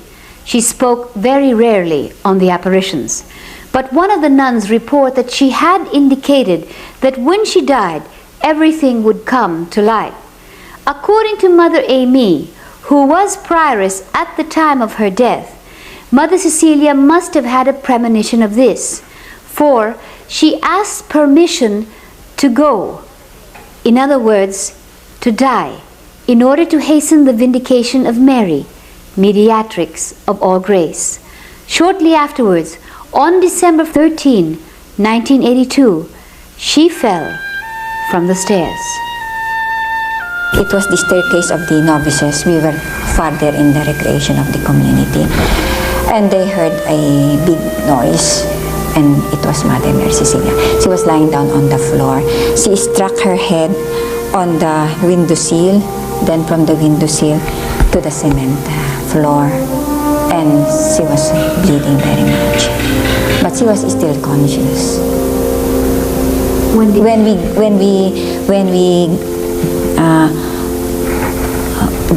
When we brought her up, she was still talking. So I think she said only, "It's painful," I think, like that only. And then she was brought to the infirmary, and we called for the priest for the last anointing. And then she was brought to the hospital. But she was already unconscious when she was brought to the hospital. And that evening she died. A week before her death, however, Mother Cecilia telephoned Teresing, requesting her to come to Lipa as she had something very important to say. But Teresing was bedridden with fever and asked what it was, as she could not come immediately. Nagka-hint lang ako dyan nung sinabi niya na, do you know that Mama Mary is so beautiful, no? Mother, sabi ko, how did you see? Did you see her? I was in the telephone. No, naku, iniba na naman ang istorya. Ganun nakakabigla ba siya?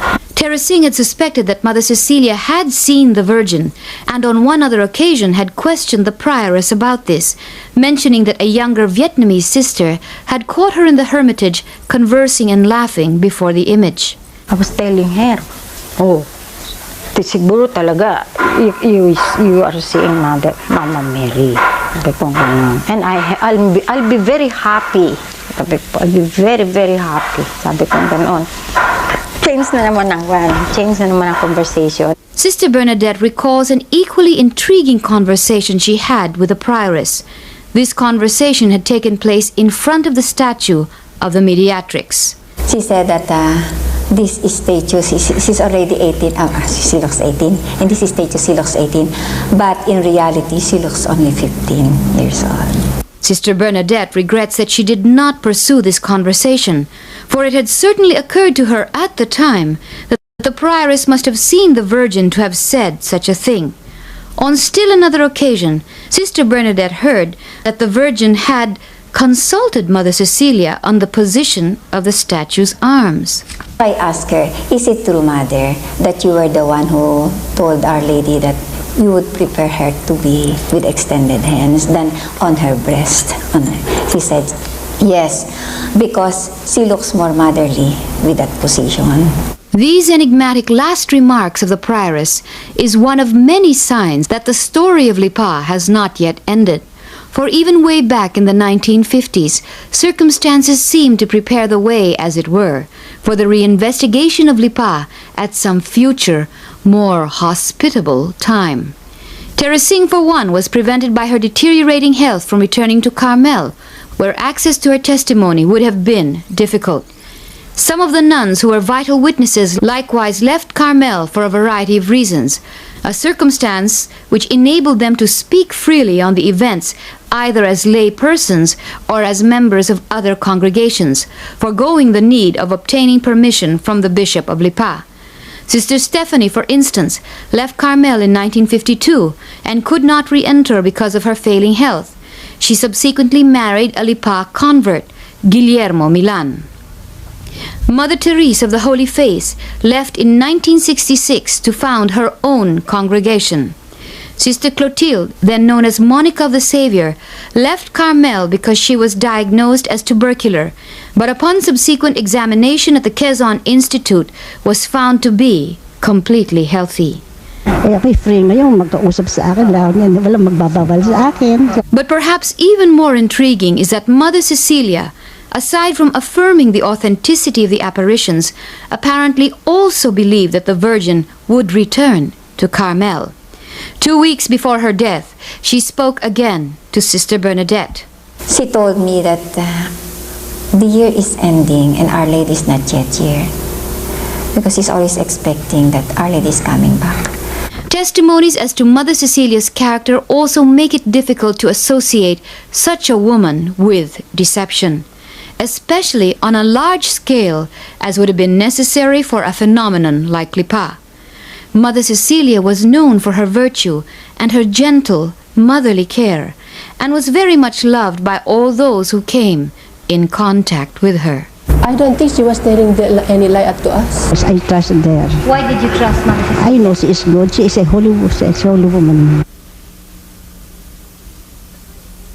The first papal nuncio of the Philippines, Monsignor Egidio Bagnozzi, fellow arch-conservative and friend of Cardinal Ottaviani, went on in 1958 to become apostolic delegate in Washington, after which he was recalled and made cardinal in 1967 and appointed president of the Prefecture of the Economic Affairs of the Holy See. We quote from his short biography in the book The Inner Elite. This was a big disappointment to him. Earlier he had thought himself in line for the papacy, and he had counted at least in getting a major post in the Curia. What he ended up with was a sinecure, the title and salary, without effective control of the operations of this major Vatican financial institution. Monsignor Rufino J. Santos, initially apostolic administrator, then Archbishop of Lipa, went on to become Archbishop of Manila and the first Filipino cardinal. Failing health, specifically a serious heart condition, prevented Teresita Castillo from returning to Carmel. In her own words, she cried and cried for over 2 years. Her separation from the religious life caused her such deep grief that in an effort to lift her spirits, her parents persuaded her to go on a European tour, which was led by Monsignor Santos. 8 priests also comprised a part of the tour group, among them Monsignor Casas, who had also been a part of the investigative commission. One cannot help but wonder, why were these officials of the church not more circumspect or wary about being seen with Teresita Castillo? After all, she had been labeled a fraud, a crackpot, or judged by some to have been the victim of an overactive imagination that had duped an entire nation. In fact, Monsignor Santos continued for some time to function somewhat as her spiritual director, and had become a family friend, spending a few vacations at their farm and at times saying Mass at their home. Up until the last few years of his life, Teresing would visit him at the Cardinal's villa at least once a month for confession or an occasional dinner. It was only a little over a year ago that she discovered his role in the sentence on Lipa. Upon his recommendation, she began to work with Father Leo English at the Redemptorist Church in Baclaran, assisting in the now very popular English-Tagalog dictionaries, a job she continues to hold to this day. Of course, malicious tongues have commented on what has evolved into a lasting friendship, for Teresing has continued to serve and nurse Father English, whom she affectionately calls Lolo, the Filipino word for grandfather. Sometime in the early 1960s, she was involved in a vehicular accident which resulted in an injury to the nerve at the base of her brain. This brought on epileptic seizures. However, after 2 years of medication, the seizures disappeared. She never married, but adopted an infant left on the steps of Baclaran Church. Grace Irene is now a lively, intelligent 19-year-old college student. Mother and daughter lead a very quiet and unobtrusive life in the suburbs of Manila. In obedience to the Church, she has never spoken publicly about the apparitions, nor issued any statements to the press, despite the proliferation of newspaper and magazine articles maligning her and criticizing the events of Lipa. However, because of the escalating demand to reopen the investigation, and after much prayer and consultation with her spiritual directors, she reluctantly consented to tell her story. Quite understandably, she is nervous about the resurgence of interest in the case, and has tried to prepare herself for the controversies that she knows will come. Teresing has to this day had to contend with accusations of insanity and fraud.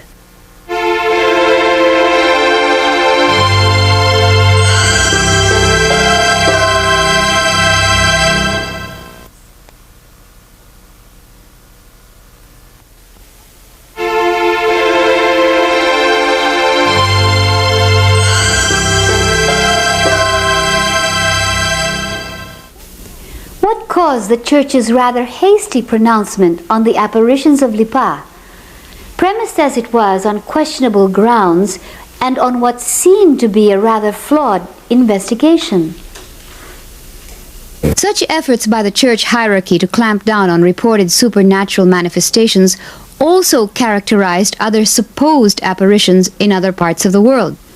Since 1933, more than 200 other presumed revelations have suffered the same fate. It is curious, though, that there was a series of so-called apparitions that occurred in the late 1940s that somehow seem related to Lipa. We refer to two in particular: Our Lady of All Nations, which began in Amsterdam on March 1945 and lasted for over 14 years, and the Great Mediatrix of Graces, which occurred in 1946 in Marienfried, Pfaffenhofen, Germany. In Marienfried, she requested, as she did in Fatima, and as she was said to have done 2 years later in Lipa, for the Saturday devotion. And the apparition of Amsterdam was by far one of the most controversial, as it dealt, as did the apparition of the Virgin of the Revelation in Tre Fontane, Rome, with the incorruptibility of her body, and surprisingly, with a pronouncement regarding the development of a last dogma in Marian history. It is pointed out that though there have been two negative pronouncements on this apparition, the much celebrated statue of the Virgin of Akita, whose locutions and accompanying supernatural events have been recognized by Bishop Ito and upheld by the Japanese Conference of Bishops, was inspired by the painting supposedly requested by the Lady of All Nations. In this apparition, she called on all Christian peoples to band themselves together and asked that the theologians see their battle for the Marian dogma through to the finish, assuring them of her help, revealing that she was being sent by the Lord and Master who wanted to give this world spiritual oneness. I come as co-redemptrix mediatrix at this time. Co-redemptrix I was already at the Annunciation. This means that the Mother became co-redemptrix by the will of the Father. Tell your theologians this. Tell them, moreover, that this will be the last dogma in Marian history. This picture shall prepare the way. Have this picture brought to the whole world, and thereby I mean the whole world, not only your country. The world is degenerating. The world is being afflicted with disaster upon disaster. The world will be and is, economically and materially, at a dead end. Wars will continue until the Spirit of Truth comes in with His help. Get the people back to the cross. Canon René Laurentin, theologian, leading Mariologist and author, explains that especially during the post-war years, the Catholic hierarchy as a whole was simply not predisposed to such mystic phenomena as apparitions of the Virgin Mary or of any other heavenly being. In his report on the Church and apparitions, he points out that there was a period of effective repression, and that apparitions suffered from the great severity of Cardinal Alfredo Ottaviani, assessor of the Supreme Sacred Congregation of the Holy Office. We quote, This rigorous and traditional man was responsible for the matter of private revelation, and took harsh action through his decisions and imperative orders to bishops. It was through his influence, so it seems, that Bishop Halen, who was favorable to the apparitions of Borang, was removed from the decision process. He was very severe for apparition and charism, special, extraordinary charism. He put an end to different causes of canonization, like Yvonne Aimée de Malétroit or the Polish sister Faustina. I think during the war it was troubled time. He was afraid to see tendency to Illuminism and Yes. and for this reason he thought he had to be severe. The ultra-conservative Cardinal Ottaviani, also known as the Holy Terror of the Holy Office, or Big Brother in a Cassock, was described as probably being the most feared man in the Vatican and had often acted as a self-defined policeman of its faith and morals, was retired by Paul VI in 1967. 3 years later, the floodgates were open when that same pope abolished the canon law that forbade any publication about apparitions. According to Laurentin, Ottaviani's successor, Cardinal Sepper, proved to be more open and flexible, and it was in this spirit that he worked out the new criteria for judging the nature of the presumed apparitions and revelations.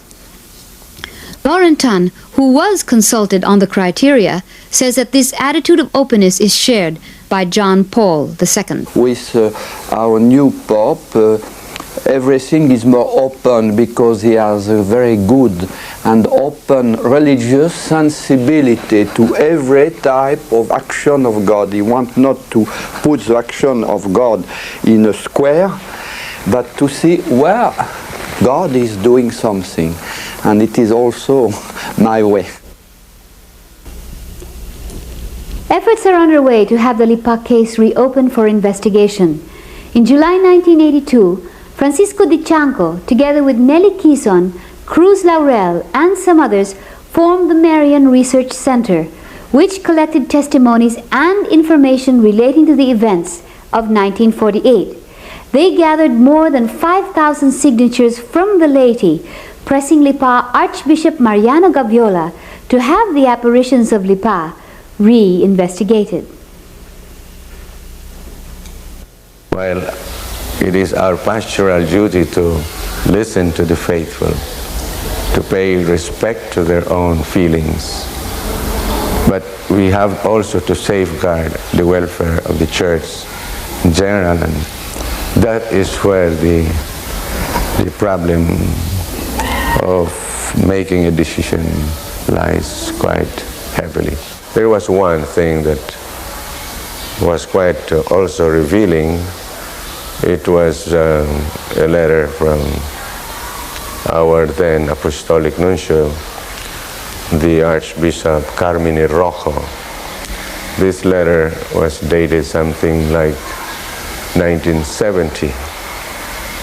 And in the letter, what struck me is this, that it just says that with reference to this thing, please know that it has been found that the reported apparitions were real and pious imposture. At least there were around 4 bishops who told me, work for it, work for it. Are there conversions happening? In August of 1989, a small group of Lipa devotees began to get together every Saturday to honor Mary and to pray for the reopening of the investigation into the events of Lipa. Unbeknown to them, they were fulfilling one of the requests she had made in 1948. 40 years of silence were eclipsed in a matter of months, and the first penitential procession in honor of Mary, Mediatrix of all grace, was held 3 months later, and public declaration of the events of 1948 revealed for the first time since the proclamation of the unfavorable verdict. At the end of the ceremonies, testimonies were made on recent cures attributed to the intercession of Mary, Mediatrix. Are there phenomenal healings happening? Luz Palmares related the miraculous healing of her son, Raymond Julius, who suffered from a mitral valve prolapse, enlargement of the heart, and various other vascular illnesses. Aside from that, he had a cleft palate and couldn't speak normally. She began a novena to Mary, Mediatrix of all grace, hung a scapular with a petal around her son's neck, and within a few months his condition improved so dramatically that the operation recommended by the doctors was no longer necessary. Moreover, Julius soon found that he could speak normally. I'm Raymond Julius Palmares. How old are you, Raymond? I'm 22 years old. And what do you do? I'm a music teacher from St. Bridget's College High School Department. Panginoon, narito ako. In February 1990, a strange phenomenon was reported in the Granha district of Lipa, a few blocks away from Carmel. A luminous white outline of what seemed to be a woman in prayer began to appear in the evenings on one of the leaves of a tall coconut tree. Then 15-year-old R.J. Garcia, a member of the Protestant fundamentalist born-again movement, was reportedly the first to see it. He was convinced that it was the Virgin and has since been receiving instruction in the Catholic faith. Many saw it too, and soon crowds from all over Metro Manila and the outlying provinces flocked to Granha. The phenomenon received considerable print, TV, and radio coverage. The luminous figure was visible from about 6:30 in the evening to the early hours of dawn. Some say other figures were visible as well, such as that of Saint Bernadette, and others claim to have seen tiny twinkling lights dotting the leaves of the coconut tree. Some theorize that the image was merely projected onto the leaf by some trickster, or the reflection from the nearby lamppost. But others counted that it couldn't have been a reflection, as the image would remain intact on the leaf no matter the direction the wind would blow it to. But there are those who claim to have seen more than an illumination on a leaf. When we arrived there at the scene and looked upon the tree, instead of seeing the Fatima, I told my wife, "No, it's not the Fatima, it's the Our Lady of Miraculous Medal, because the veil is blue, it's not all white, and her hand is spread like this." So, and my mother, I'm saying also the same thing. I was crying, I was trembling. The silhouette was visible for 90 consecutive evenings.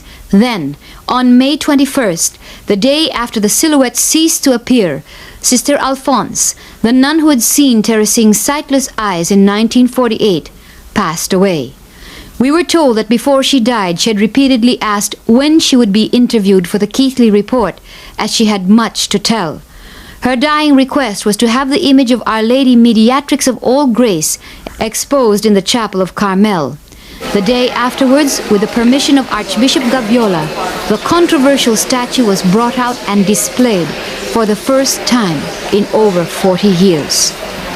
On January 24, 1991, petals were again reported to have fallen at Lipa, Carmel. Teresing, her driver, and a real estate agent were inside the church in front of the statue of the Mediatrix when petals suddenly fell from nowhere. Yung mga roses, parang nagmula sa kawalan. Mataas pa dito sa halaman na ito. Unti-unting nagkalaglagan. Parang hindi basta bigla. Yung parang nagsiswing kung paglaglag. Ngayon, puting-puti ang mga roses. Wala nang pure na puti. Hindi kami magsalita. Ako, Panginoon kako, patawarin mo po ako kako. Nanguras agad ako kako. Kung ito man kako milagro, kako, patawarin niyo po ako kako. Ganyan.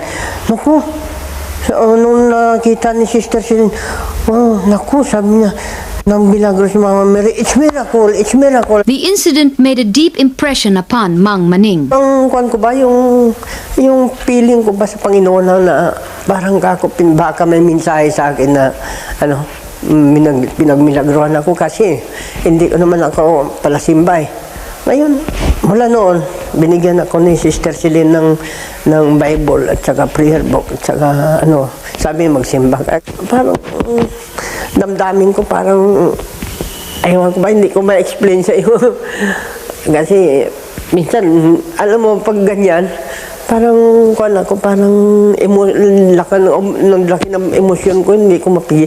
Parang maluwa ba ako maiyak. Pero sa talang buhay ko, hindi pa ako umiyak. Kahit mga problema. A few days afterwards, 6 children playing in the garden at Carmel reportedly saw the statue of the Virgin of Carmel come to life. Nakita ko po yung pong mata lumuluha po.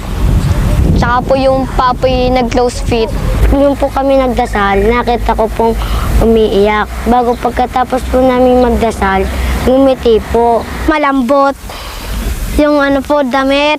Nung hinawakan ko po dun sa damit, malambot po. Hinawakan ko po yung pong damit. Lumubog po yung yung kamay po. Yung pong kamay ko. Lumubog po, lampasan po. Nakita ko po ito pong damit po ay nasasalimpar po ng hangin. Hinawakan ko po yung palad. Naramdaman ko po na malambot. Pagkahalik ko po sa paa, nakita ko po na naramdaman ko po para nga po ang paa na nagalaw. This is extraordinary, and it is another factor for me to be prompted to study this really. In the last 6 months, petal showers occurred with some regularity in Teresing's home. Sort of here, on this level, fluttering, sort of suspended in the air. In fact, the petal showers progressed to another stage. Several witnesses were present when full roses materialized out of thin air and landed on the stairs, altar, and bedroom of the Castillo home. And Teresing reports, with joy and apprehension, that she has begun to receive messages from Mary again. If at all we are going to reopen this, we will do this as secretly as possible, as privately as possible, so that the composition or the members of the commission will not be under some sort of too much pressure, and they might be exposed to even their own personal biases. On July 16, the feast of Our Lady of Mount Carmel, Archbishop Mariano Gaviola declared that the controversial image of Mary Mediatrix of all grace would, for the entire duration of his term as Archbishop, be exposed to the public in the chapel of the Carmelite convent of Lipa. The list of healings attributed to the petals and intercession of the Mediatrix continues to grow, and lay groups are busily gathering the testimonies. Prayers continue at Carmel every Saturday, and penitential processions wind their way around the town. The wait is on. In the meantime, after more than 40 years, it's showering petals again. Today's world can dismiss the petal showers as merely paranormal instead of supernatural, insisting that certain individuals are capable of bringing about incidents of extraordinary phenomena. We can always explain everything away, but then the question is, through all this rationalization, where have we left room for God? This is June Keithley for the 6th in the series of The Woman Clothed with the Sun.